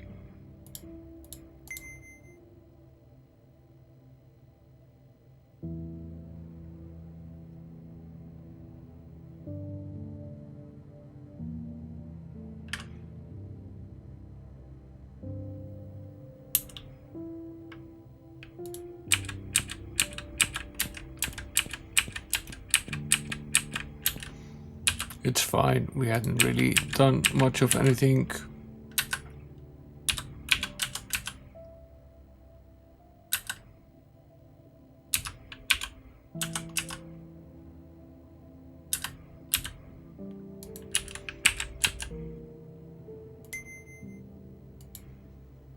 But let's save here.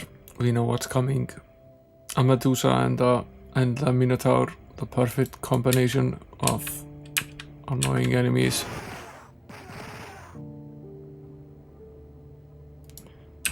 Take down the Medusa first.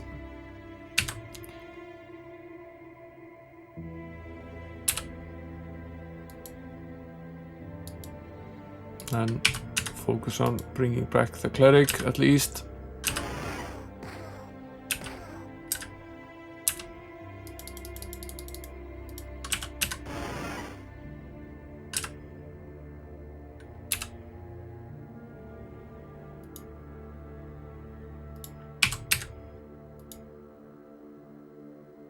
Cleric is back in business. Let's have her bring back the robber.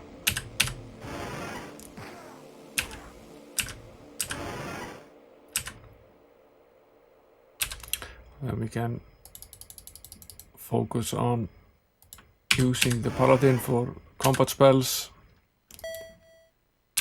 And we can cure the robber. That brings back yet another member of the party who can fight. Everyone is back. He still rarely hits anyone, the robber. He doesn't have an easy time with these very powerful enemies that we're fighting right now. It's not really that skilled of a fighter.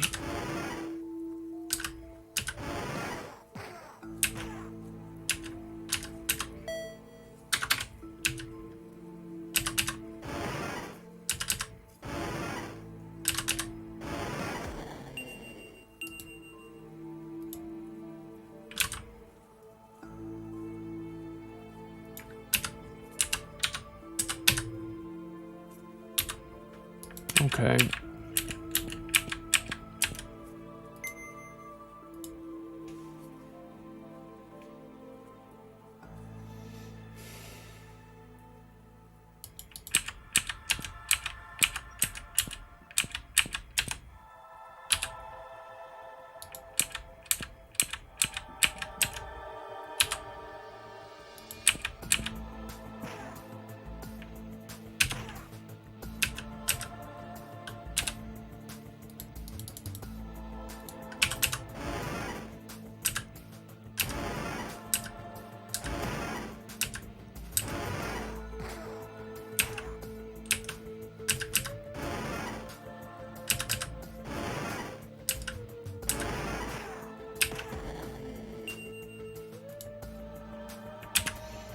I think we found another of these orbs, and now I think we're actually out of backpack space, so we will have to track back.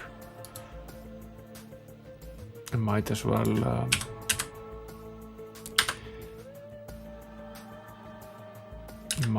just heal up at the temple instead of wasting 3 turns of the raised head spell with the paladin.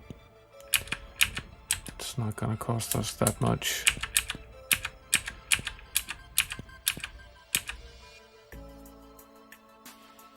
There we go. 9,000 seems like pretty much nothing.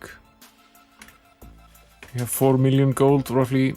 It's funny that the game rounds down, so it doesn't say you have 4 million gold until you have at least 4 million, and if you have anything less, it says you have 3.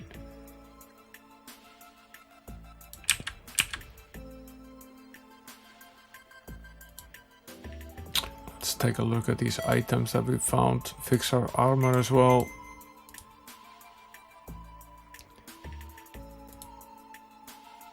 What does this orb do? It's a plus 20 hike, but it needs to be in a hand.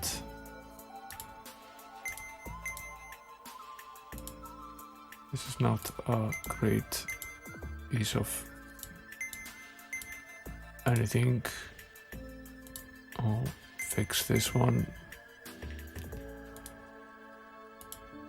Sell this one. Fix this one. This is not as good of an orb either. Sell this one.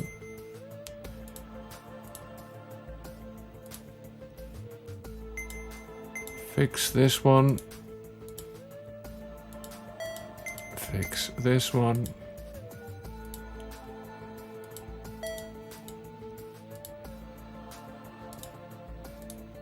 And fix this one. Then I think we'll make a track over to the neutral castle, get rid of the orb.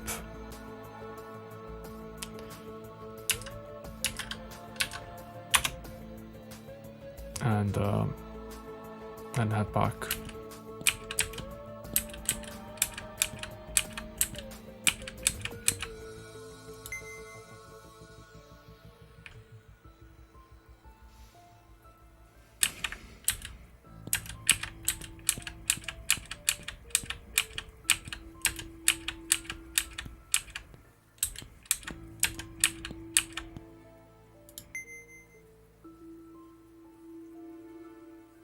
Probably train as well. We've fought quite a few Medusas and what does a troll call this cave? Gnome, sweet gnome. Fought quite a few Medusas and all manners of creatures.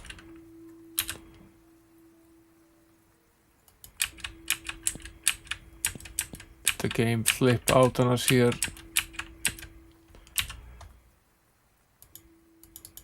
Yeah, I think it did actually. Let's try loading. See where that takes us. Forgot where we saved last time.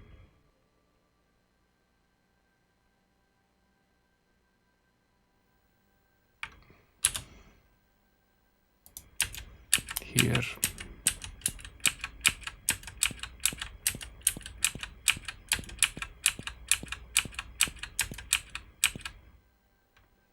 For this guy.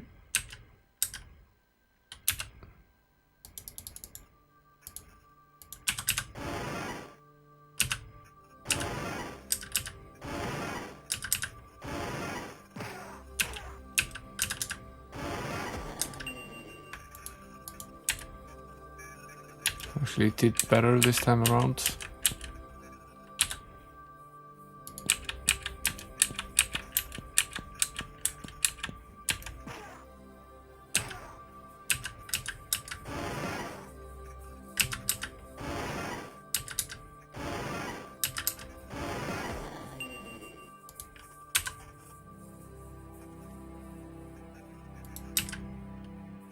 But again, we're in a situation where we really need to get back to sell our stuff.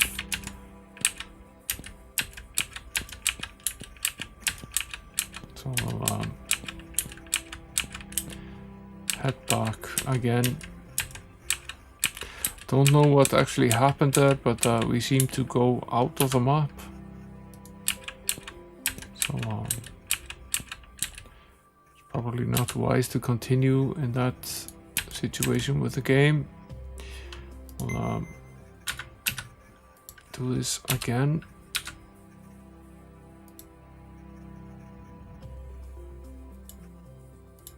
No one is dead though, so we can just I guess we could also just go directly to Wildebar and use the shop there. It doesn't really matter which shop we use. Just need to remember where it is. It's here somewhere. Here it is.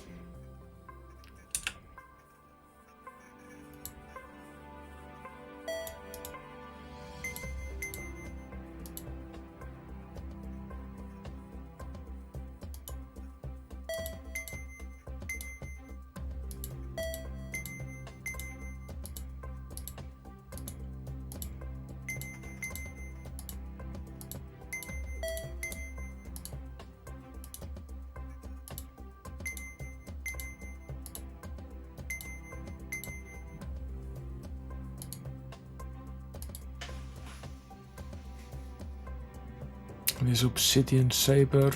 Sort of wondering whether we could give that to the...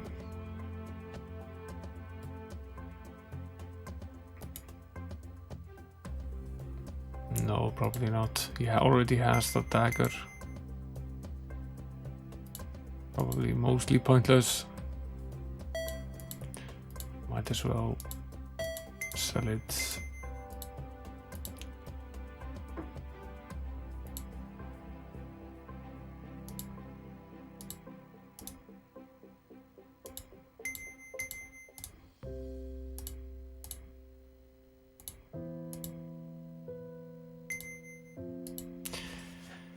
The cost of repairing all of these items is pretty high.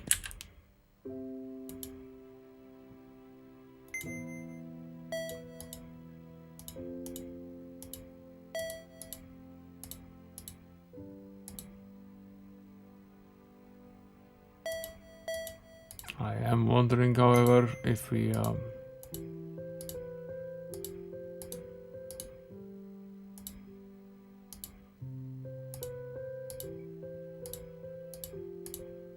just take it over here, equip it over here. We'll hike his armor class up quite a bit. Bring him sort of in line with the others. That's nice. Let's get out of here. I think I'll save so we don't have to repeat all of this again.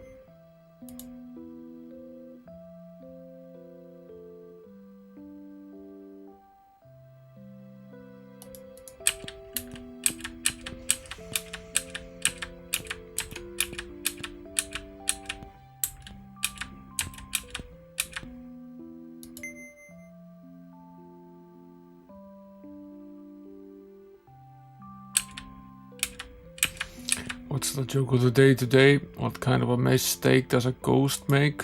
A boo-boo? Yes.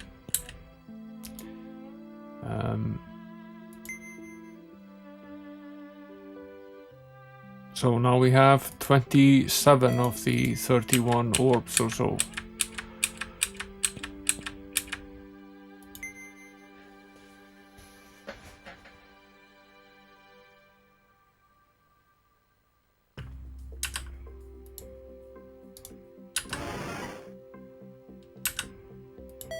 Didn't actually mean to cast a Starburst spell here out in the middle of nowhere.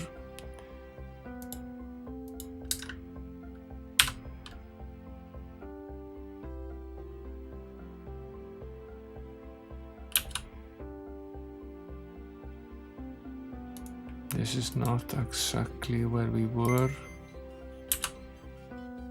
but it's close enough, I guess.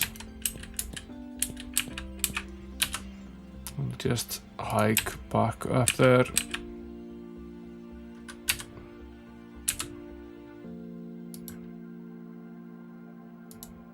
Teleport 3 squares. And then the jump spell.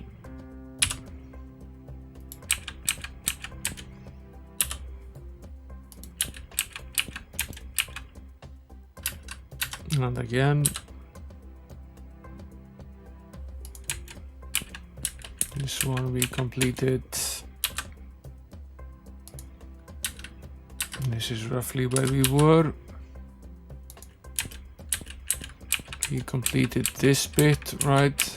And we hadn't completed the bit below. This is a very big dungeon.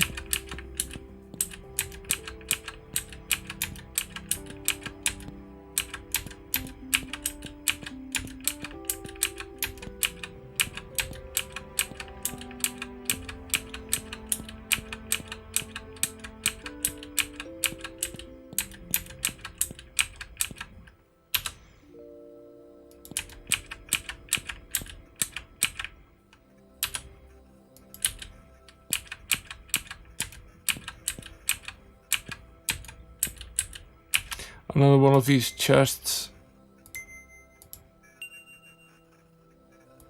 there's that hologram sequencing card we've been looking for. We have 1, 2, 3, 4, and 5 here. Now we'll sell this coin of nature at some point. Keep all of the sequencing cards with the same character. So now we have all 6 of them. That's nice.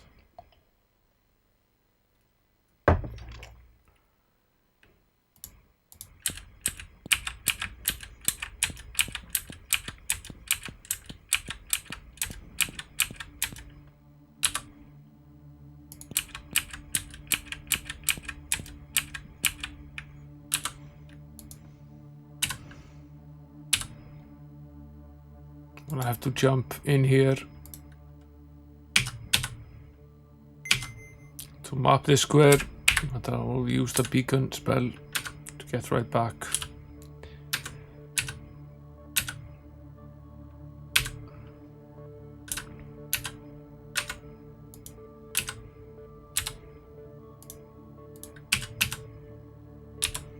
There we are.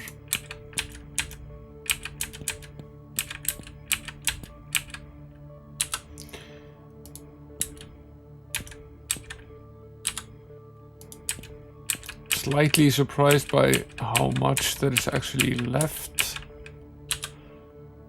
Okay, we're back here. So this is these are just 2 ways to go down here. That's nice.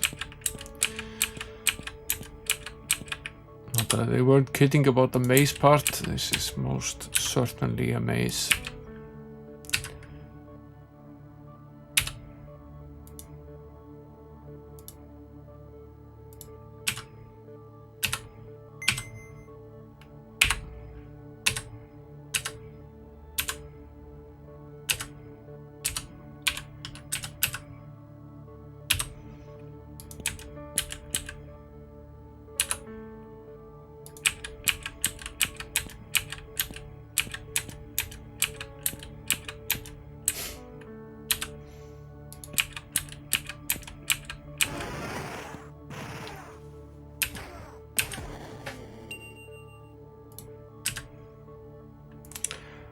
Another Medusa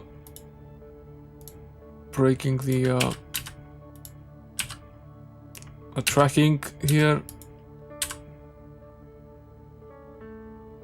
and we escaped fairly easily.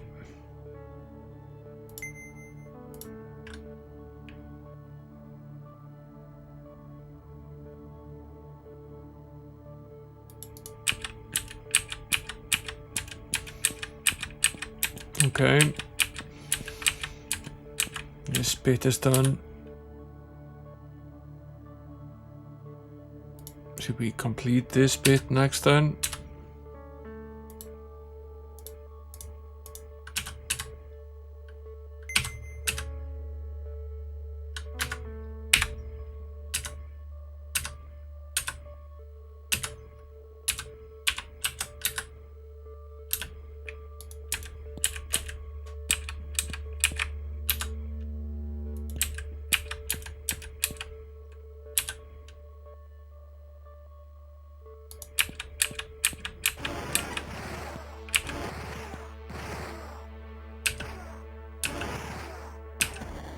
Damn Medusas.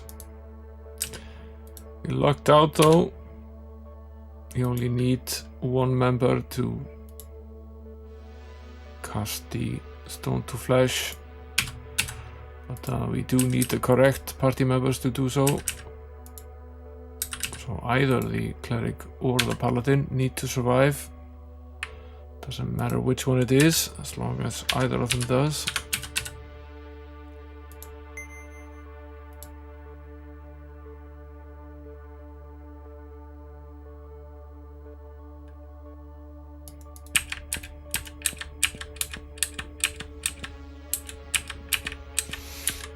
So this bit is done. Another chest. Turned out well for us.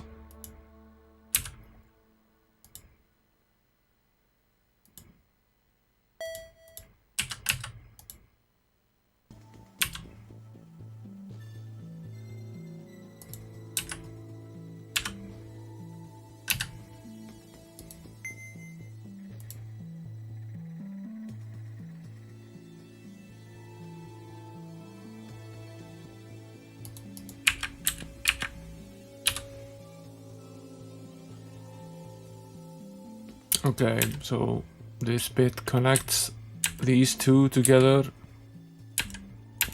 I see a minotaur there. And potentially another one.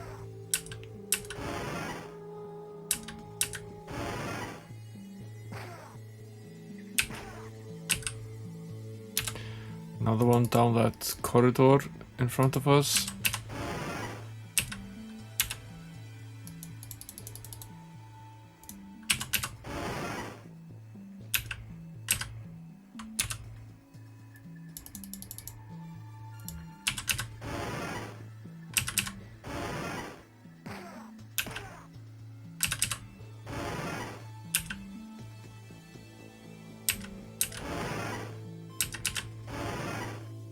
Focus on beating this guy.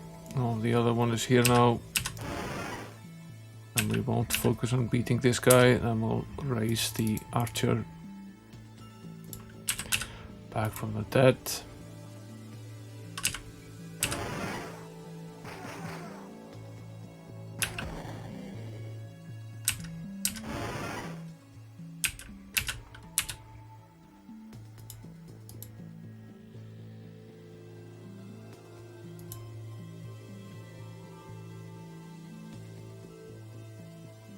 Where's the power cure?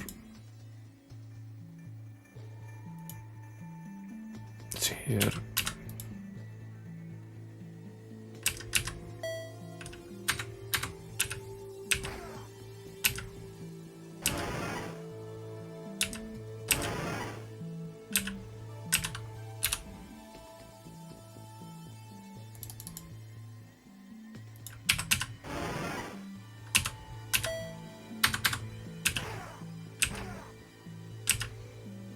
That was rather nasty.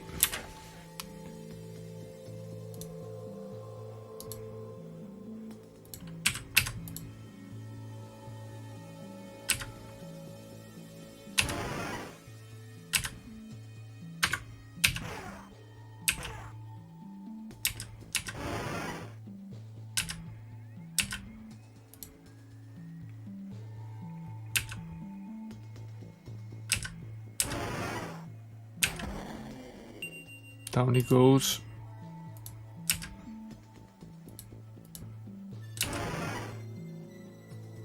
That's not what I meant to do. Guess we'll rest.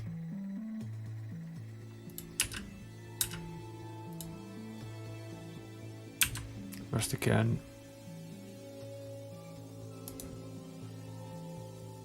Okay, Gleeser, thanks for coming. I see you're very busy with work. Get to bed, get some sleep.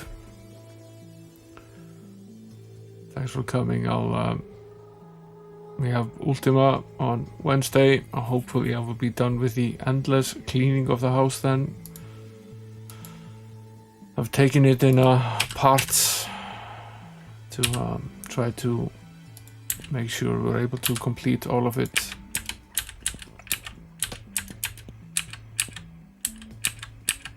I won't lie, it's been a pain in the ass. It's spring cleaning and then some.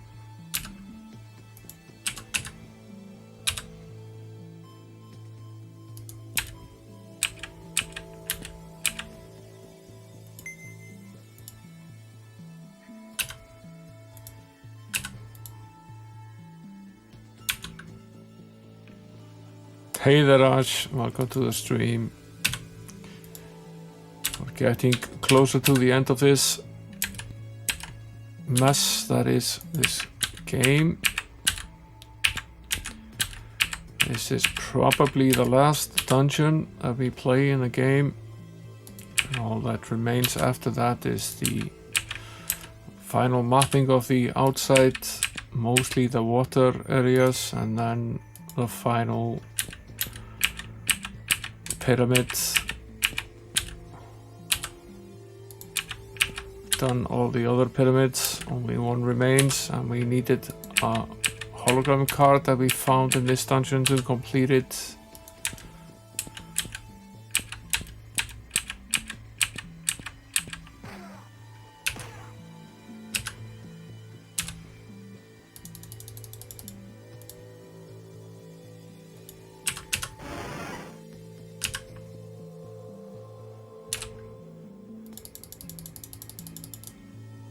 Family is pretty good. The cleaning this week has been a major pain in the ass though. We've taken turns and we started by cleaning most of the rooms upstairs and closed off or locked the other ones. Then we finished the upstairs floor and we're halfway done with the first floor now. We have to clean every toy, we have to wash every bit of clothing, change all the sheets, wash all the furniture. Of course, disinfect all the floors, clean all the toilets. It's a massive undertaking. It's a pretty big house. There are only 2 of us and the boys are home a lot of the time. So with 3 young kids at home, you don't do much of anything.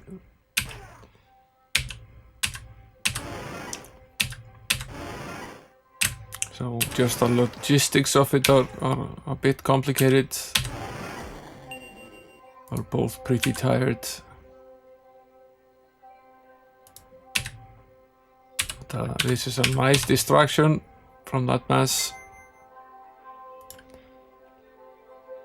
Yeah, it's a lot of work and takes so little to get infected with this again, which is why it constantly goes around the kindergarten.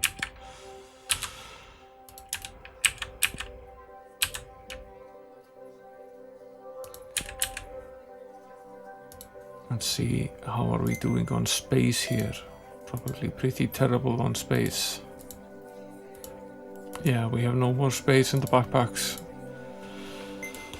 We're gonna have to take a hike back to town. We'll set the beacon right here. Use a town portal spell to go back to town. Sell some of this stuff.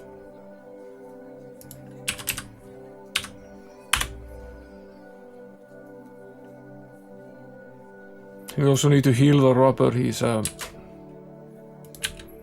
got caught by a fake chest and he's very much eradicated. Poor bastard.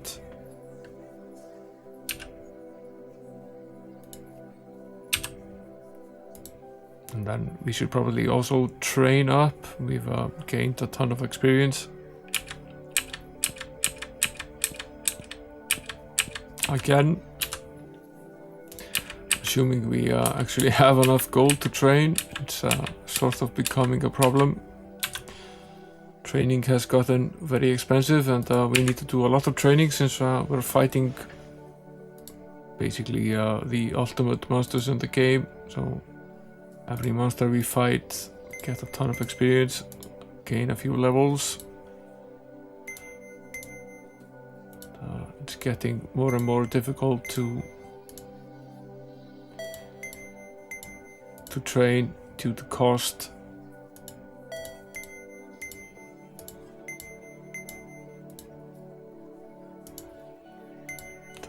We're also terribly out of space. Just the items, the various keys and the key cards are now taking up pretty much 2 entire backpacks. So, it doesn't leave a lot of room for anything else. So I keep going back to town to sell things and fix broken armor.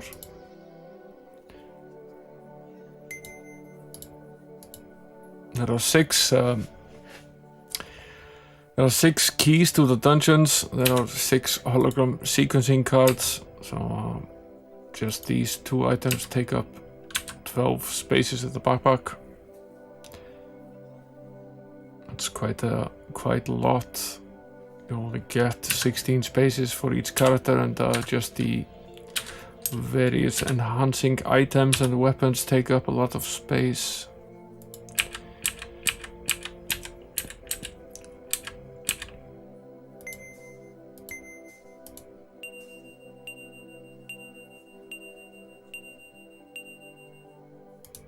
Yeah.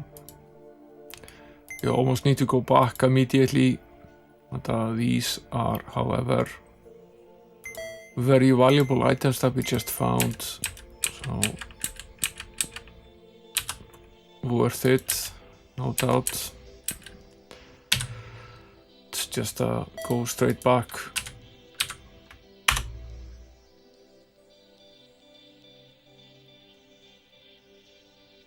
I also need to figure out how to use them.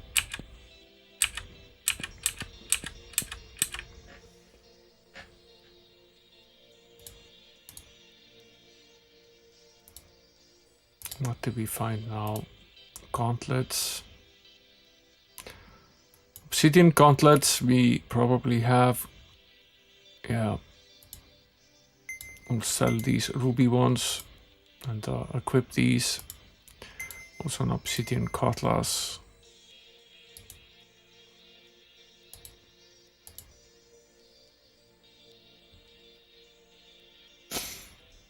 Not sure any character would really wear that, so I'll probably sell it. The wand, however,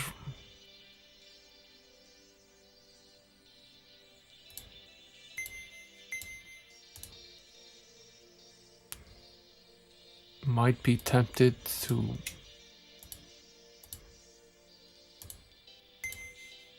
swap that around. I'll sell this axe as well. Also an obsidian hammer. I don't think we much need that either. Probably sell it. But an obsidian charm, however, we might well need, yeah. We'll equip that.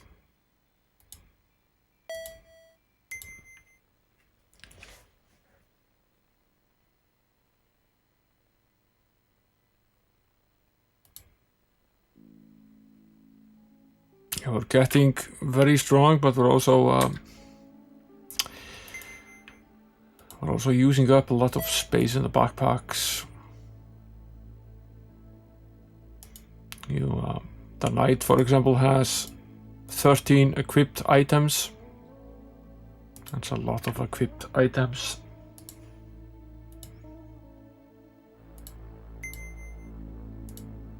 I'll have to remove one of the medals here. Probably this iron cameo, which is a POS. We'll sell it.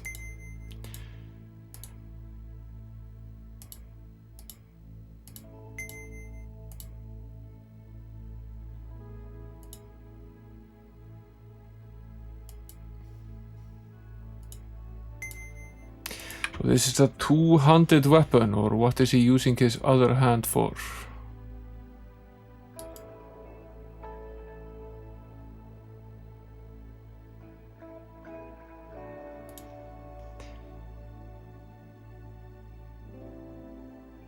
Yeah, guys, if you didn't know, there are both Franker Faces and Better TTV emotes on this channel. So there are plenty of emotes that you can use.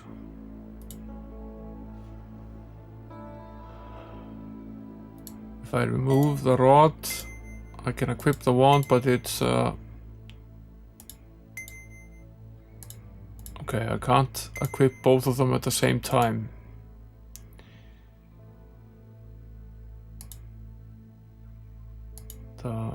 She's wearing this pearl mace, which is pretty much useless. If we give her the rod instead and leave her without a weapon, she never fights in melee ever. That makes her armor class 143, blinks everyone over 100. Yeah, it's a pretty good combination. Let's sell some trinkets.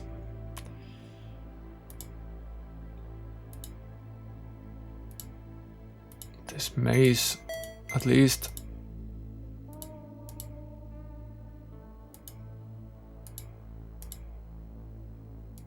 There's something else I was going to sell. Didn't we? sell this. Okay, fine. Enough inventory management.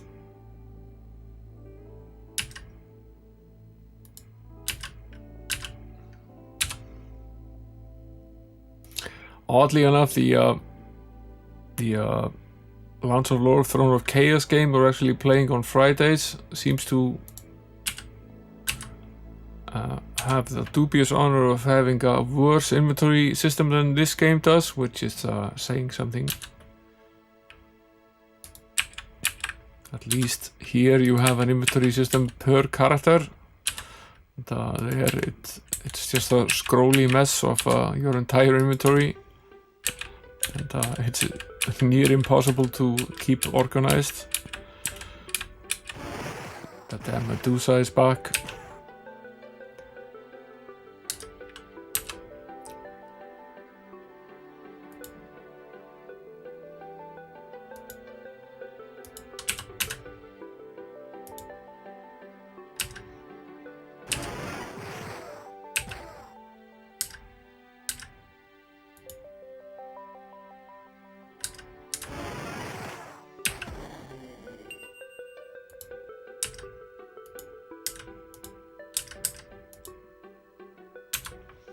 She's tough to deal with.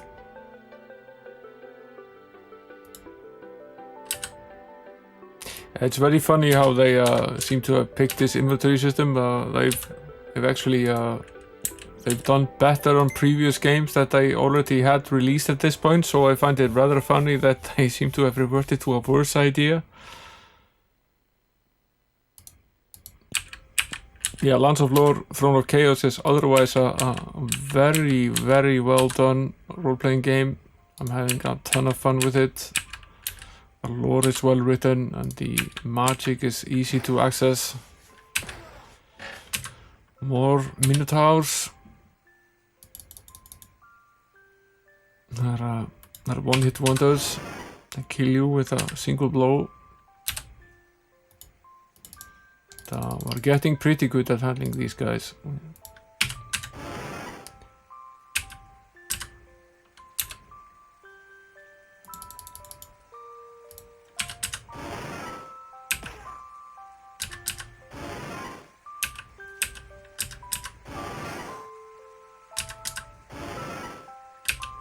I say as we die here.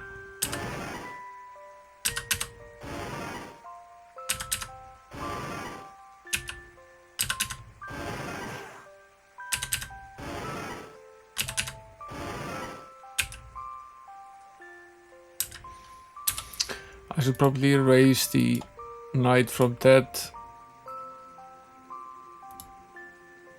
I think that's a wise idea.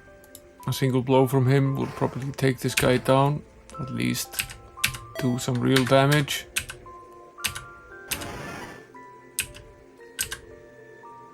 And might as well erase the sorcerer as well.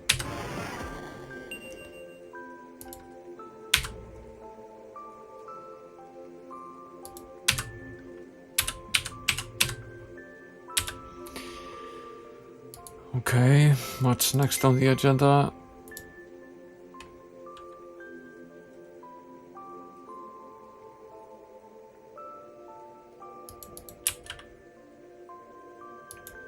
It's taking a long time to explore this because it's all just one endless maze.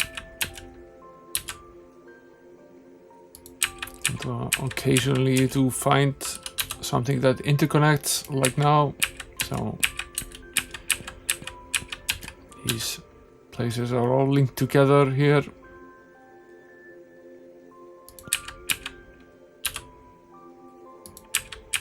I hadn't completed this chest, obviously. Been set to stone. We can easily fix that at least.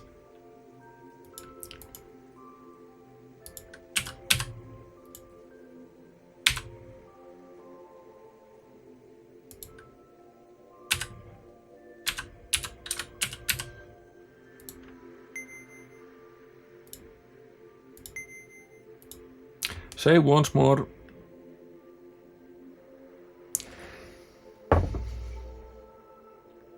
Nearly there.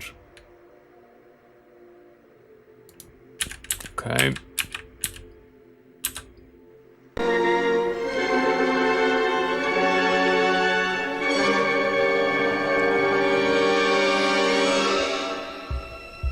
Hey there guys, Amiga. Welcome in. I'm Sigurd. I stream role-playing and adventure games here Wednesdays, Fridays and Saturdays at 2200 UTC. And right now we're playing Might and Magic 3 on the Amiga. We're pretty much done with it. We're on the final dungeon in the game, preparing to fight the final pyramid, which is probably the final thing that we do in the game. And we'll finish off this maze at least tonight. And next Saturday is then probably the ultimate and final stream in this game. Now, if you guys don't follow Pints and Amiga, they're fun Amiga streamers. Let's see.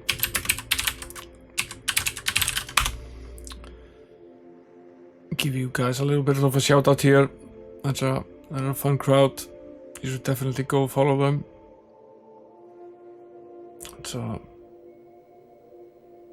This aptly named place, which is called the Maze from Hell, has been giving us grief for most of the stream, but slowly making our way through here.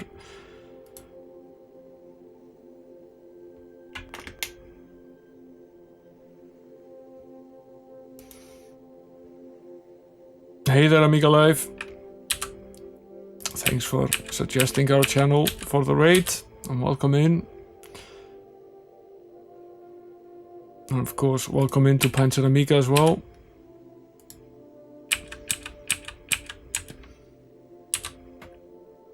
Now, I originally played this game on my Amiga, so it seemed fitting that I would play it again. And this time around, hopefully finish it, which I never managed as a kid. This is a bad combination here of monsters. This has given us grief many times. Let's see if we can revert some of this damage. Yeah, okay. Could have gone worse.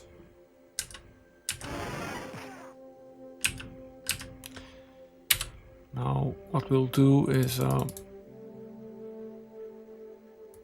use this nice little moonray spell, which has the benefit of healing a little bit as well.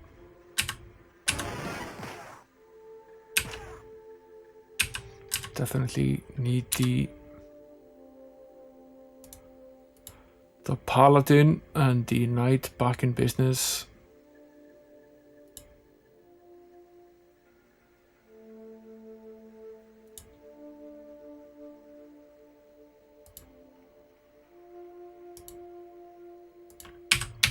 Searching for the power cure spell here, which we need.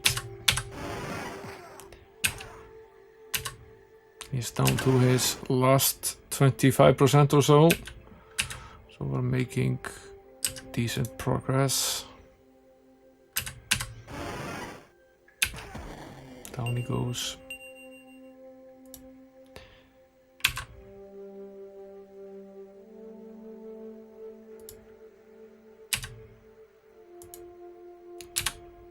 Let's bring him back from his stony condition. It's not 420 just yet. Can't have him stoned.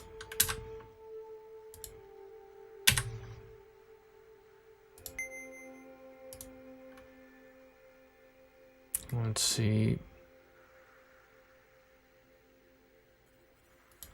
Okay. This is pretty much the bottom here. And here's a ultimate power orb, which is one of the quest items in the game.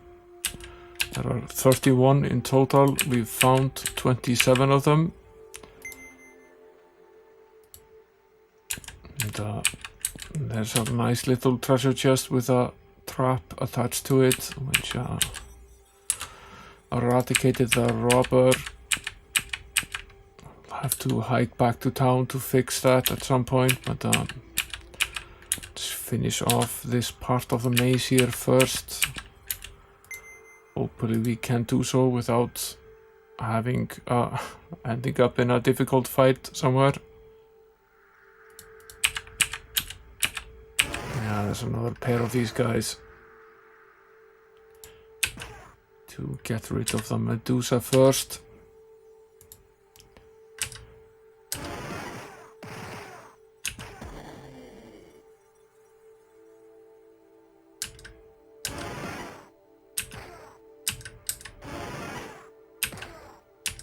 We might survive, but if we do, we will definitely be down to one guy.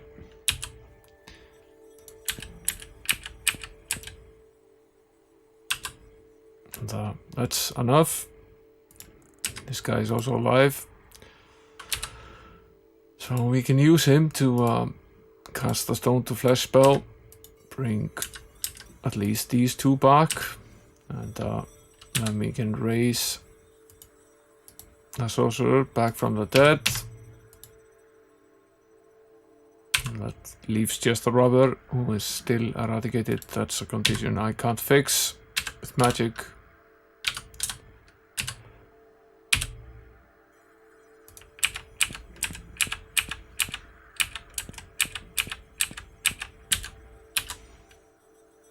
Okay, so we're done with this bit here. Now these nice little swirly pools are teleport pits, which send us back to the beginning of the level. So what we've been doing lately is jumping over them.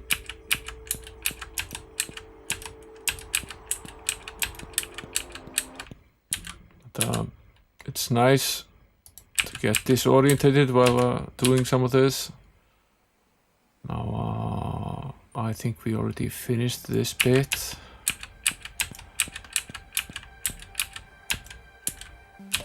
But there was a bit here that we hadn't finished, so I'll now take advantage of one of the nicest spells in the game, which is this beacon spell. You can use it to set a location to return to at a later point. Basically just saves your current position, and then we can use another great spell, which is the town portal spell, which takes us directly to town.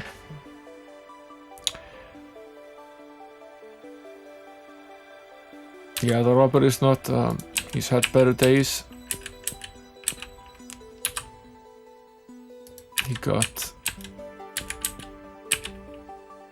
trapped. Where's the temple in this town again? It's here somewhere. Yeah. Temple Bloodroot. Yes. Heal, please. 90,000. Expensive healing.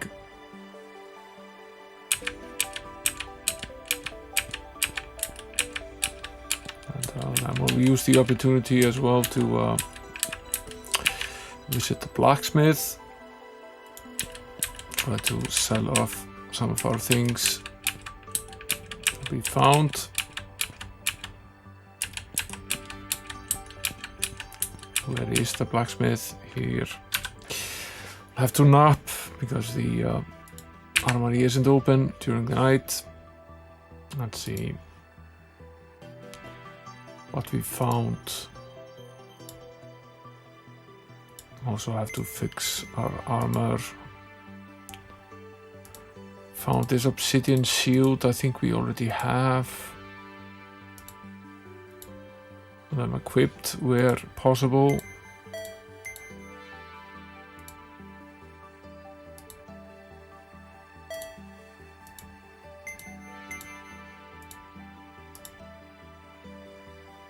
She's already wearing the obsidian rod, so she can't wear the shield as well. And for the other characters, we're already using powerful weapons and anyway in these slots.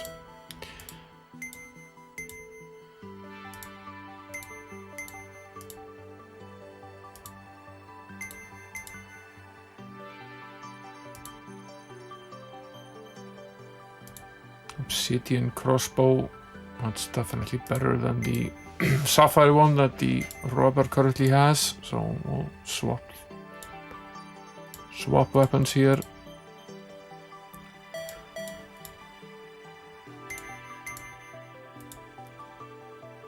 The obsidian items are basically the best items you can find in the game. So once the character is fully equipped with obsidian items, he is basically the ultimate warrior.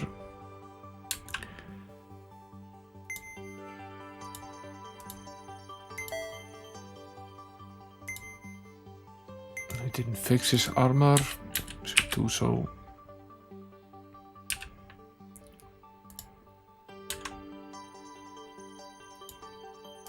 There it is.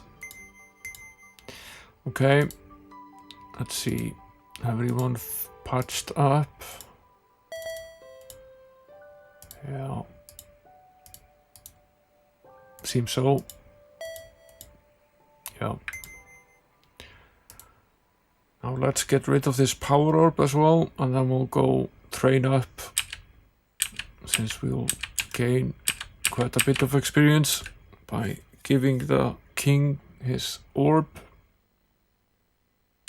We've already settled the ultimate power battle in the game by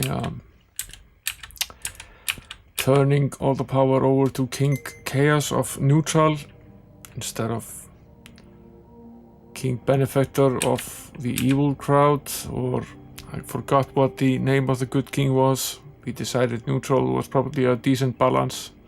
We might have been wrong, but it doesn't affect anything in the game. It's just you have to pick what is a zombie's favorite rock. A tombstone. It's our joke of the day from the jester.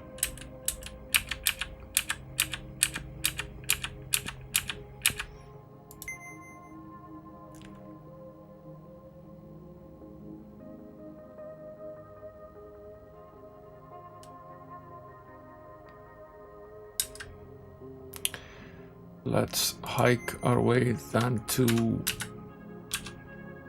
Blistering Heights, the final town in the game, to train, since we need to train here. It's the only place that can still train us up. We've reached a high enough level that we're out of reach for the training centers in the other towns.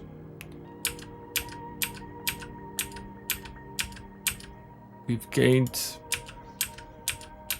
almost 30 levels just in this run.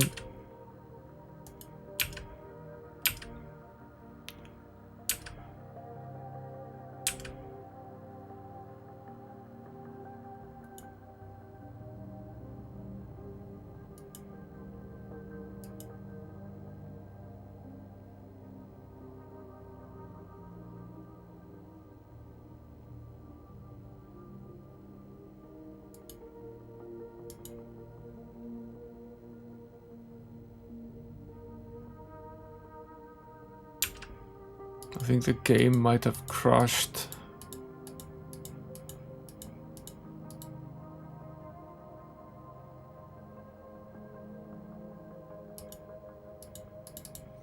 It's not responding to input at least. Give it a second.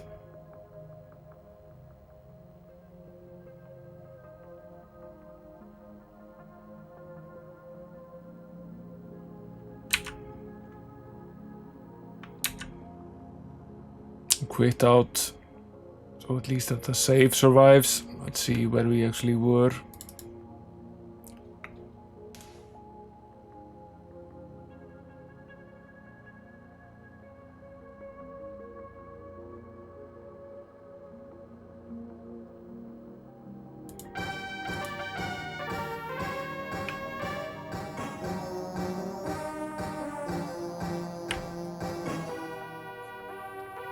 I have been playing without the in-game music and just using ambient music in the background. The music is pretty poor, loud as well. Okay, we were here, fine.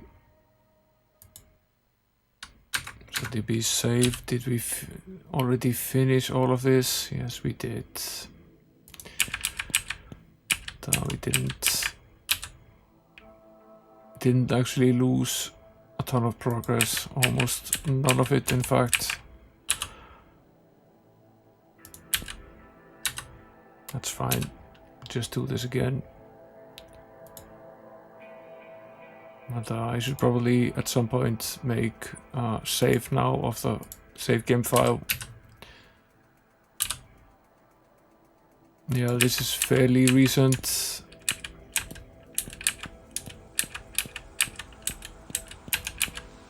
This is basically where we left for town.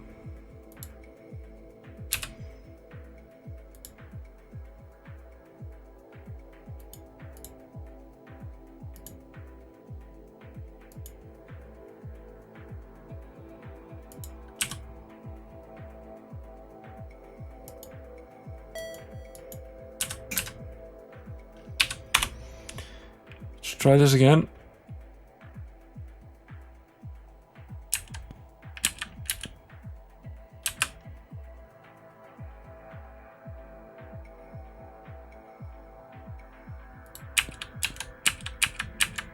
I've had it happen one time before during these streams that the Amiga crashed and WHD load crashed with it, so the save wasn't committed to disk. That was bad. We had to redo an entire dungeon that took forever, and not only did we have to redo it, but it was a fairly annoying one, so it took a long time, and I eventually just decided to do it off stream.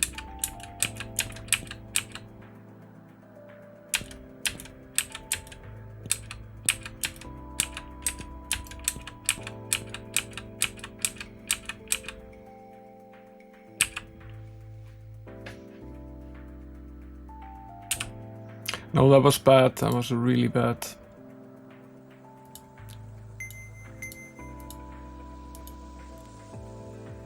We decided to sell the shield, and we sold the bardish, this dagger, this chainmail.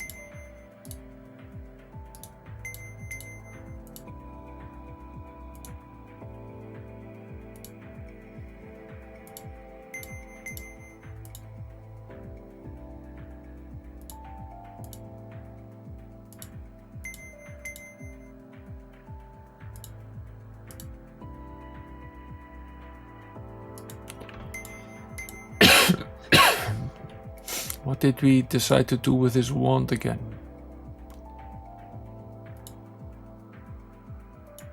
I see it's not equipped.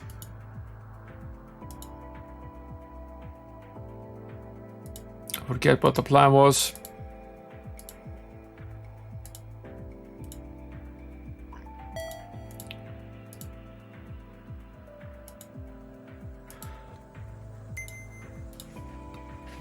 I think we're done here for now.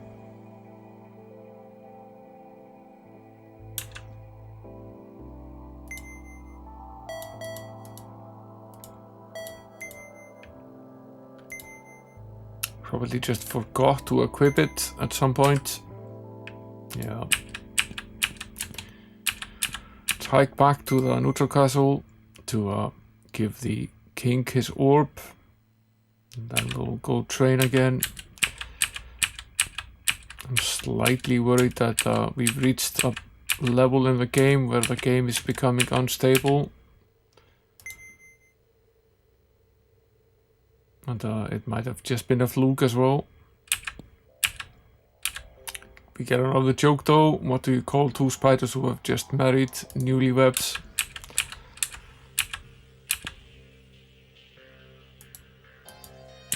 That's a joke that wasn't in the second game. The second game also had these terrible jokes. And we have them on the bot here and in the Discord as well, so I largely have them memorized by now. Before we head out, let's save so we don't have to repeat all of this. Again, yeah, they're in-game dad jokes. Quite a few of the orc jokes. Most of which are bad, but some of which are actually funny. Yeah, for perhaps a relative meaning of the word funny. Let's try training again.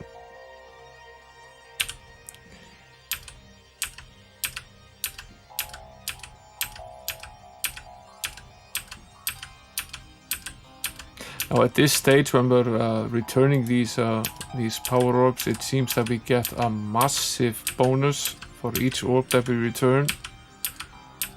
It's plus we're also gaining a lot of experience for every monster that we defeat, so we're leveling up at some crazy level. And actually at a point where we're running out of money due to high training cost.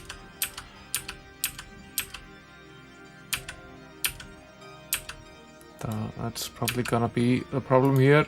We don't have enough gold at this point. We're almost at level 100. Let's hike our way back to Fountainhead and withdraw the last of our money. This might be the last time that we level up.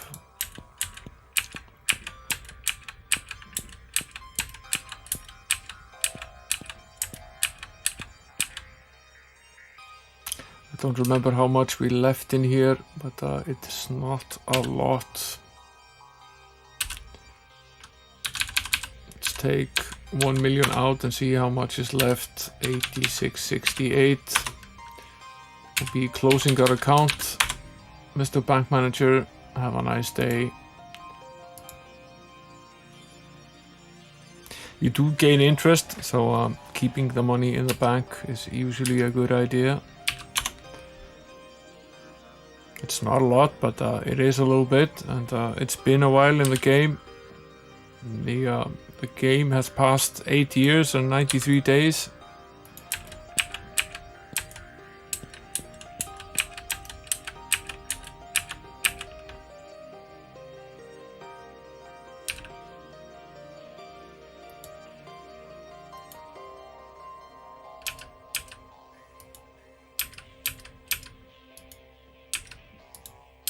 We'll alternate them until we run out of money,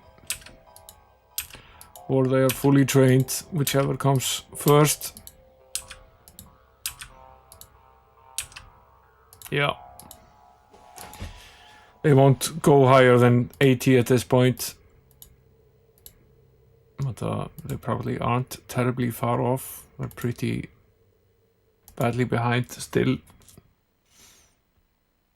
Let's hope we find 10 million somewhere. We could use it to train.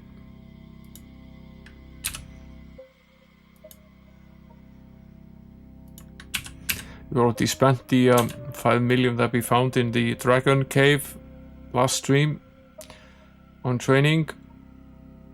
And then again, we're getting pretty formidable. We have over 2,000 hit points for the strongest character.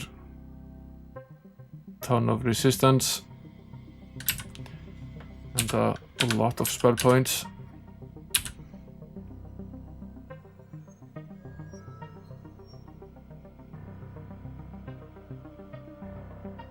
Now to remember what it was that we were going to do before we went off on this side quest. Ah yes, I'm going to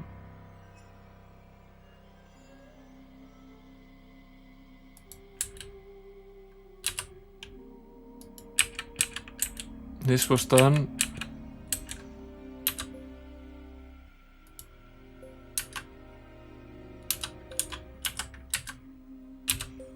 And this was done. And all of this was done as well.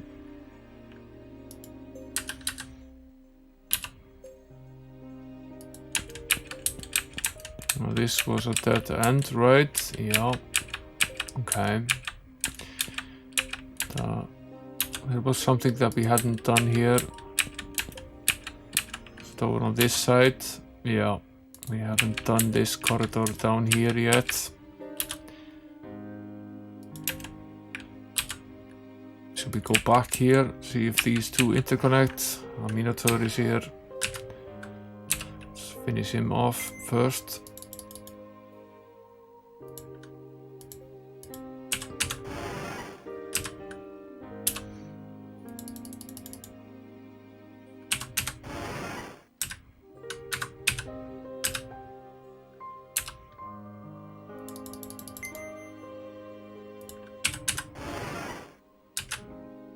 At this point in the game, we've basically settled on these spells that we're using.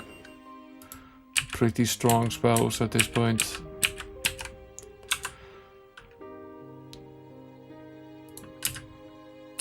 We're using a clerical spell called Mass Distortion, which basically halves the available hit points. And a combination of two sorcerer spells.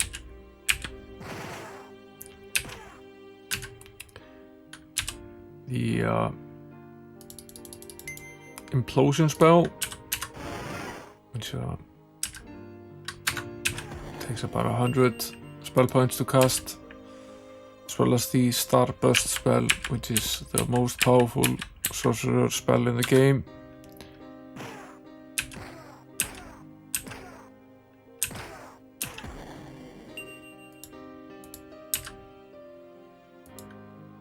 But comes at a slightly higher cost of 200 spell points.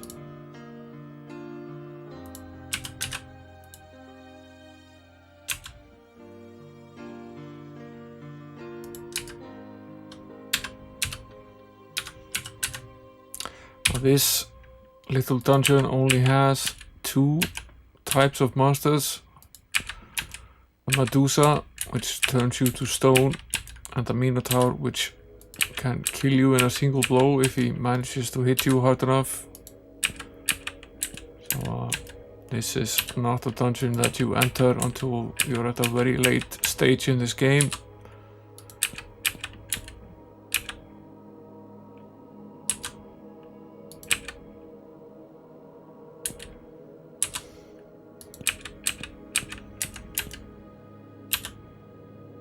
Okay, this closes this particular circle. That's nice. This is basically close to the beginning of the level again. And where does this then take us? This is a dead end. Where did this Medusa come from?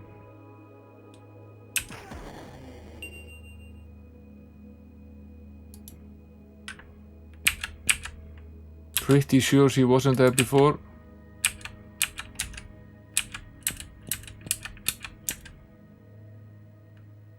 That was nasty.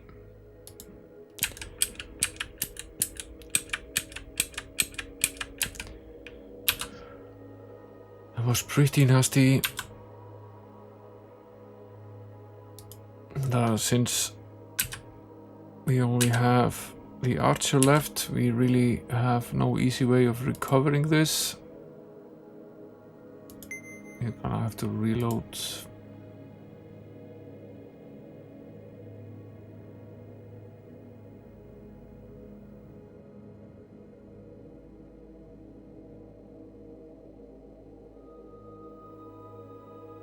When did we save last? Here. Okay.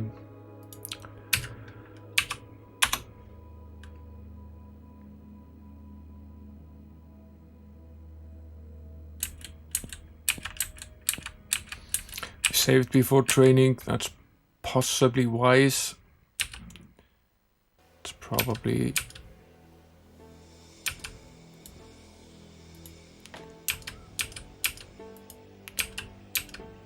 wise to split the training a little bit instead of doing what we did earlier. We'll start by bringing everybody up to 80.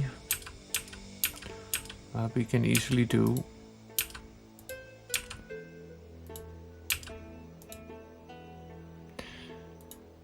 Okay. 85 we can probably also do.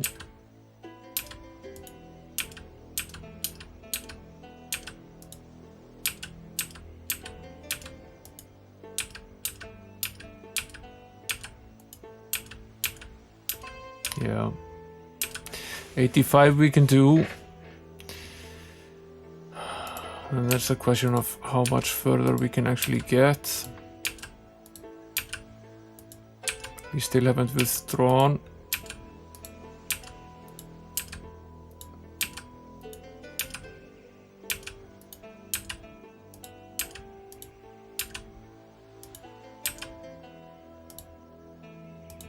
Okay. Let's go to the bank and withdraw the rest as we did before. Now we at least split the cost between the characters, so they should be pretty evenly leveled up.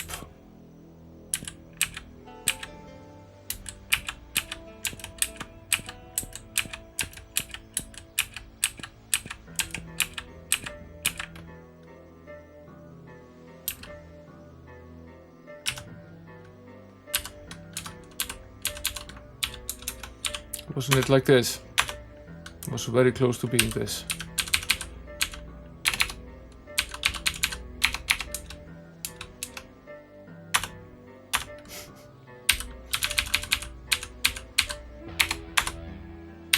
$86.68, isn't that what I typed?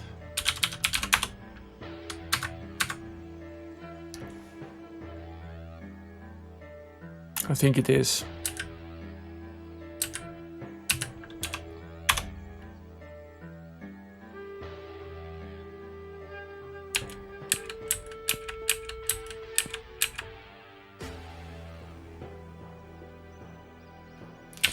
Okay, 88.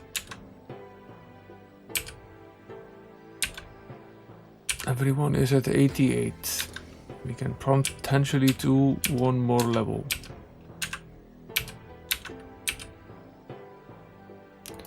No, not for them. So Resurrectra and Castor are basically maxed out at this point. He's at level 88, she's at 89. Those three can go a little further, so we can take them all up to 90 at least. And then two of them can go to 91, and that's it.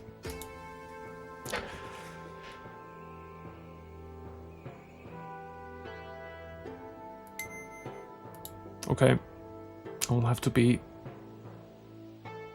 save right now, and then we'll save again once we've made it out of this mess. Let's get back to the maze, try to finish that up. I think it's there's very little left.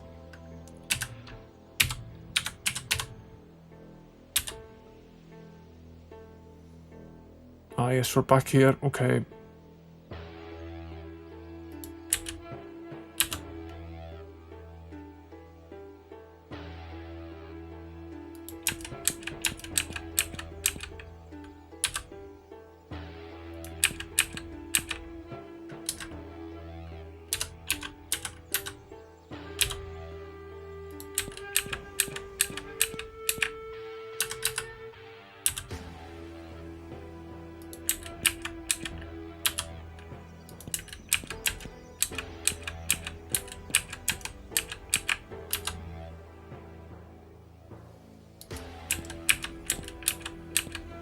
There's a Minotaur.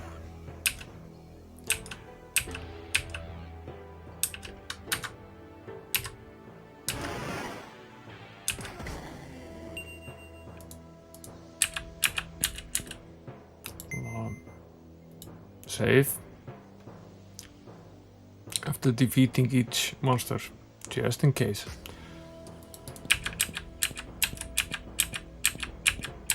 Because the Medusa can be very, very nasty, and if she manages to hit us at a bad point,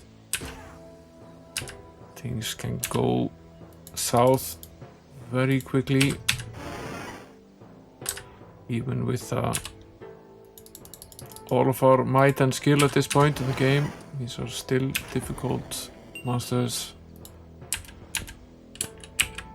Now, what leveling up has done for us is that we are more able to hit the Medusa, which is nice. And the Minotaur as well. And when we do hit him, we do more damage as well.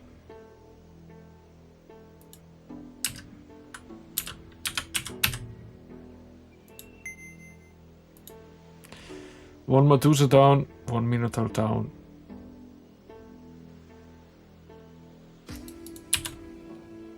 Okay.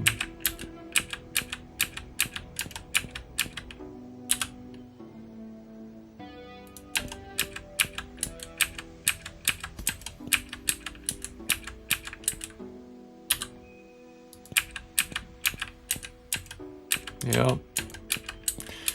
Remember this, we're back at this point again.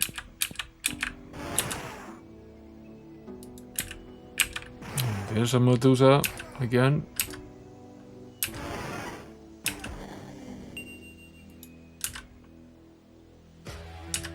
This is the one that surprised us here earlier. And then we ran into the Minotaur and he killed us.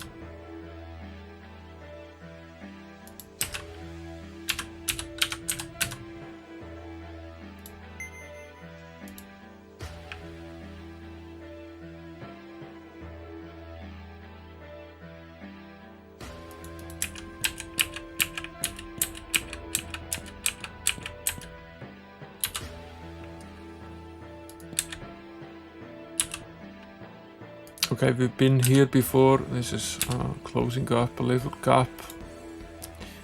Let's cast a beacon here so we can map this square. As soon as we step onto it, we will be teleported, but we can go right back to where we were. This closes off this particular gap.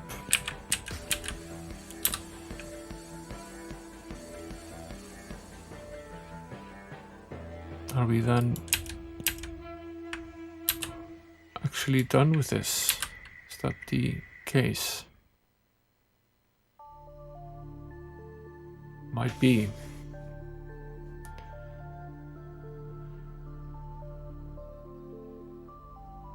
I don't see any obvious loose ends here.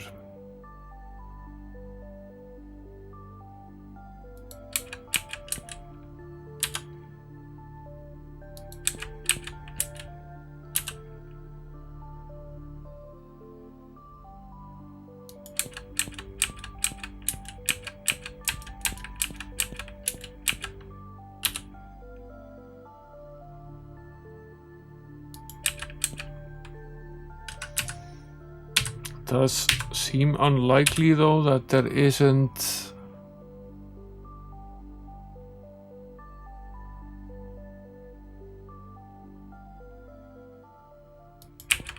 a way back to the beginning of the level where the actual entrance is at some point. I don't see where it could potentially be.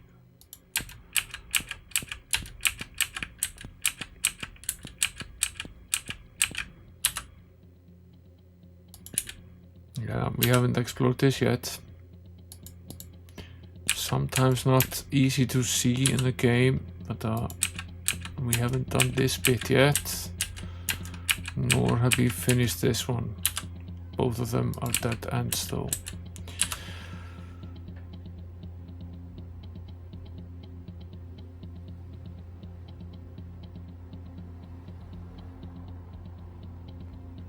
Let's go back up here.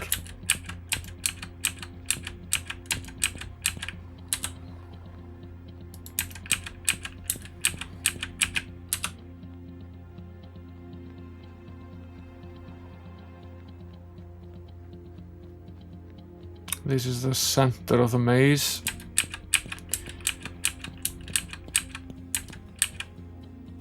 We can't go this way. Or we can, but we need to use the teleport spell. Go 5 squares forward here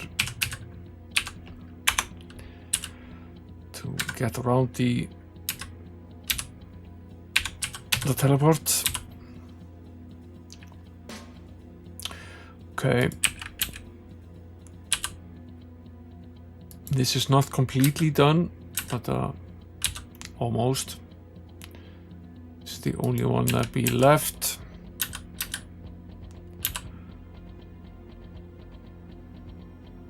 Might be something down here as well. Let's go check it out.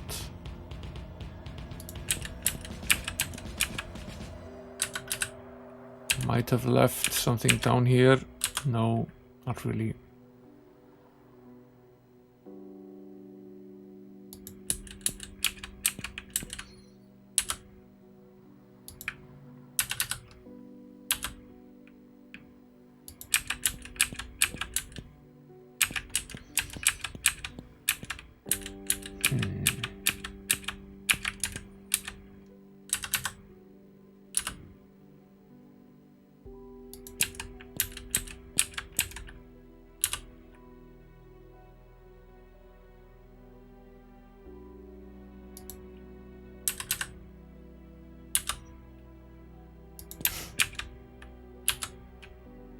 We haven't completed this yet.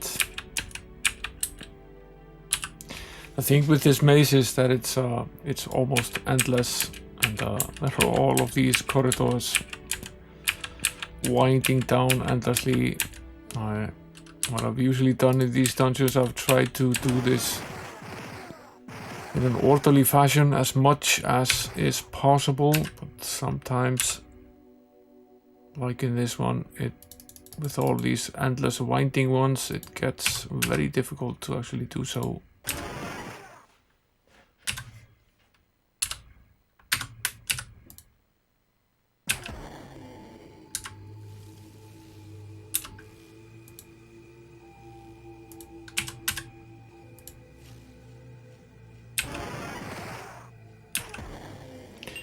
Can certainly tell a difference in our strength when we're fighting these Medusas.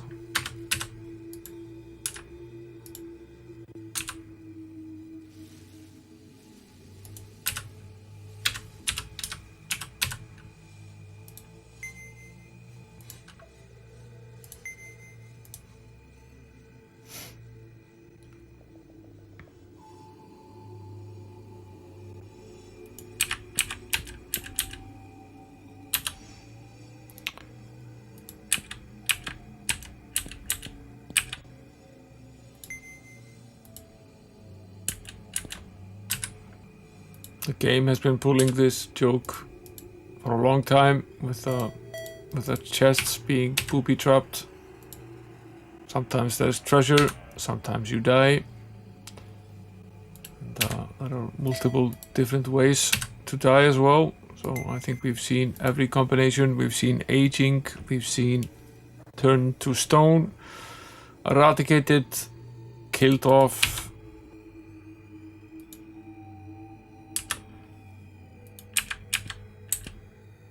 And there's a Power Orb. Number 29, if I'm not much mistaken.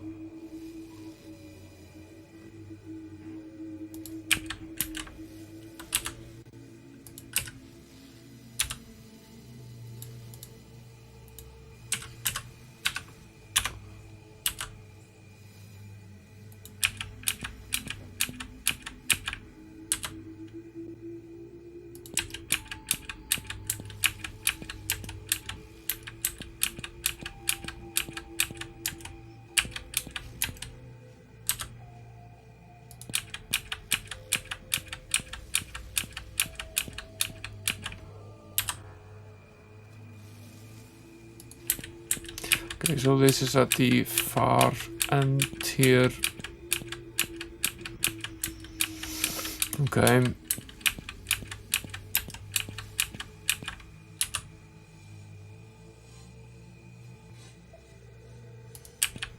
If we make our way back to the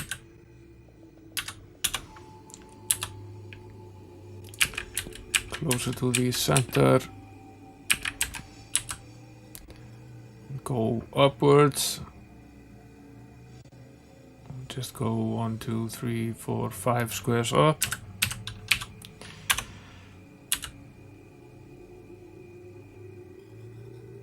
And another 1, 2, 3, 4 squares.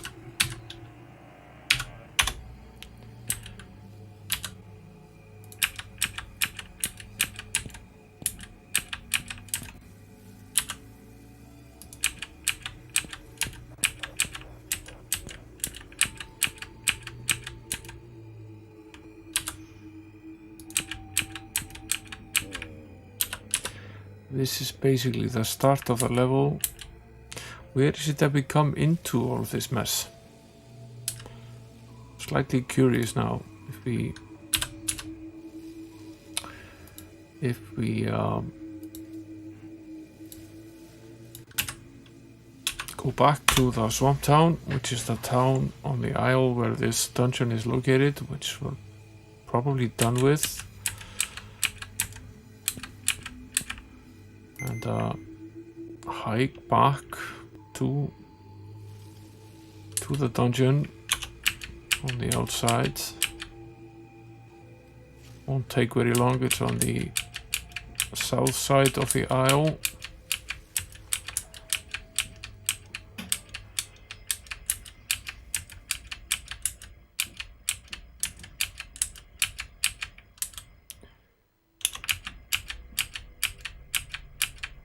Should start seeing it now at some point.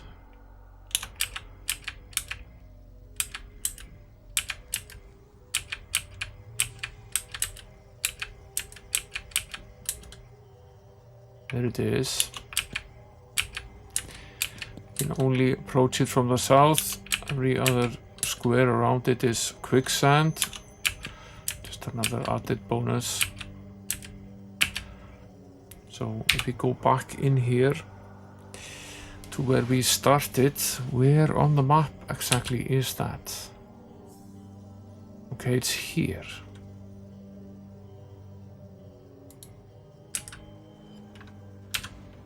I was just curious to see where we actually started. Yeah, okay. Okay, we're done with this mess. Let's use the town portal spell to get us back to town, and that town will definitely be Blistering Heights. And that's also the only part of the map that we haven't really completed mapping the outside of. I'll save here. And, next stream we'll hike over to the pyramid, armed with our 6 hologram sequencing cards, all of which are here. 1, 2, 3, and 4 in the upper echelon, and 5 and 6 in the bottom one. And take a gander at the final pyramid. There's probably a final puzzle that we need to solve. That's probably gonna be the last stream of this series, except I might do a cleanup one like I did for Might and Magic 2, where we finish. The water parts are left, and the mapping of the final fire squares on the outside of this isle. I might do one of those cleanup things where I attack my obsession to complete things, which might be boring to the rest of you. So that might be an optional stream, but I will do it on stream anyway, in case some of you want to watch it. Save again, just in case, and quit the game.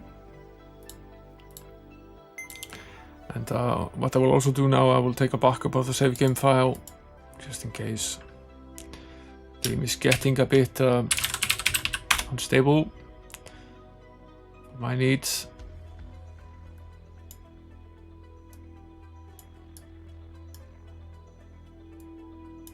Now, it's good to be able to type.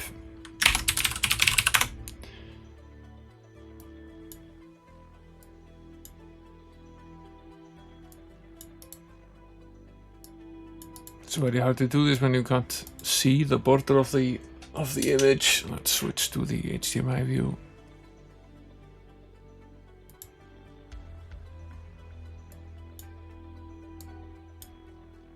we go. Better.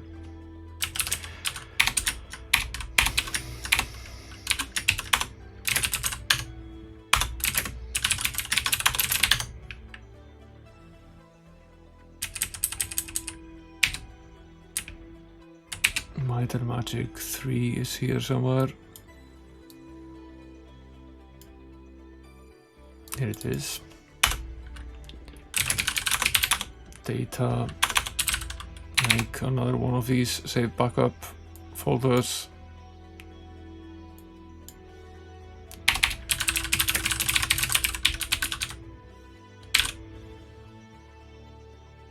What is today? It's April 25th now.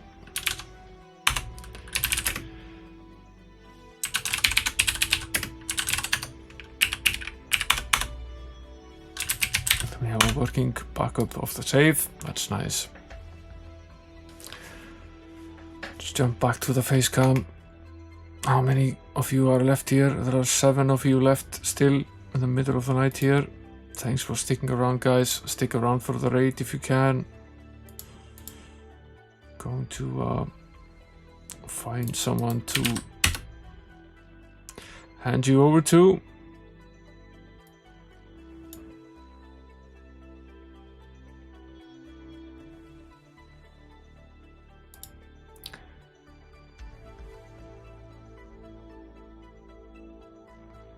Mr. Cola is on. He has been on for ages. He's been in the process of moving house. Mr. Cola is a great variety streamer and Amiga lover as well, and just a generally nice guy. I'll head over his way. He's a perfect target.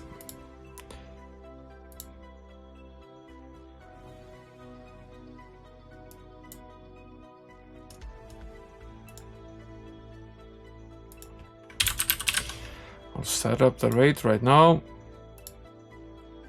And say again, thanks for coming, guys. Thanks for sticking around. You sleep well, have fun rest of the night if you join the raid, and potentially see you here Wednesday for more Ultima 4 on the Amiga.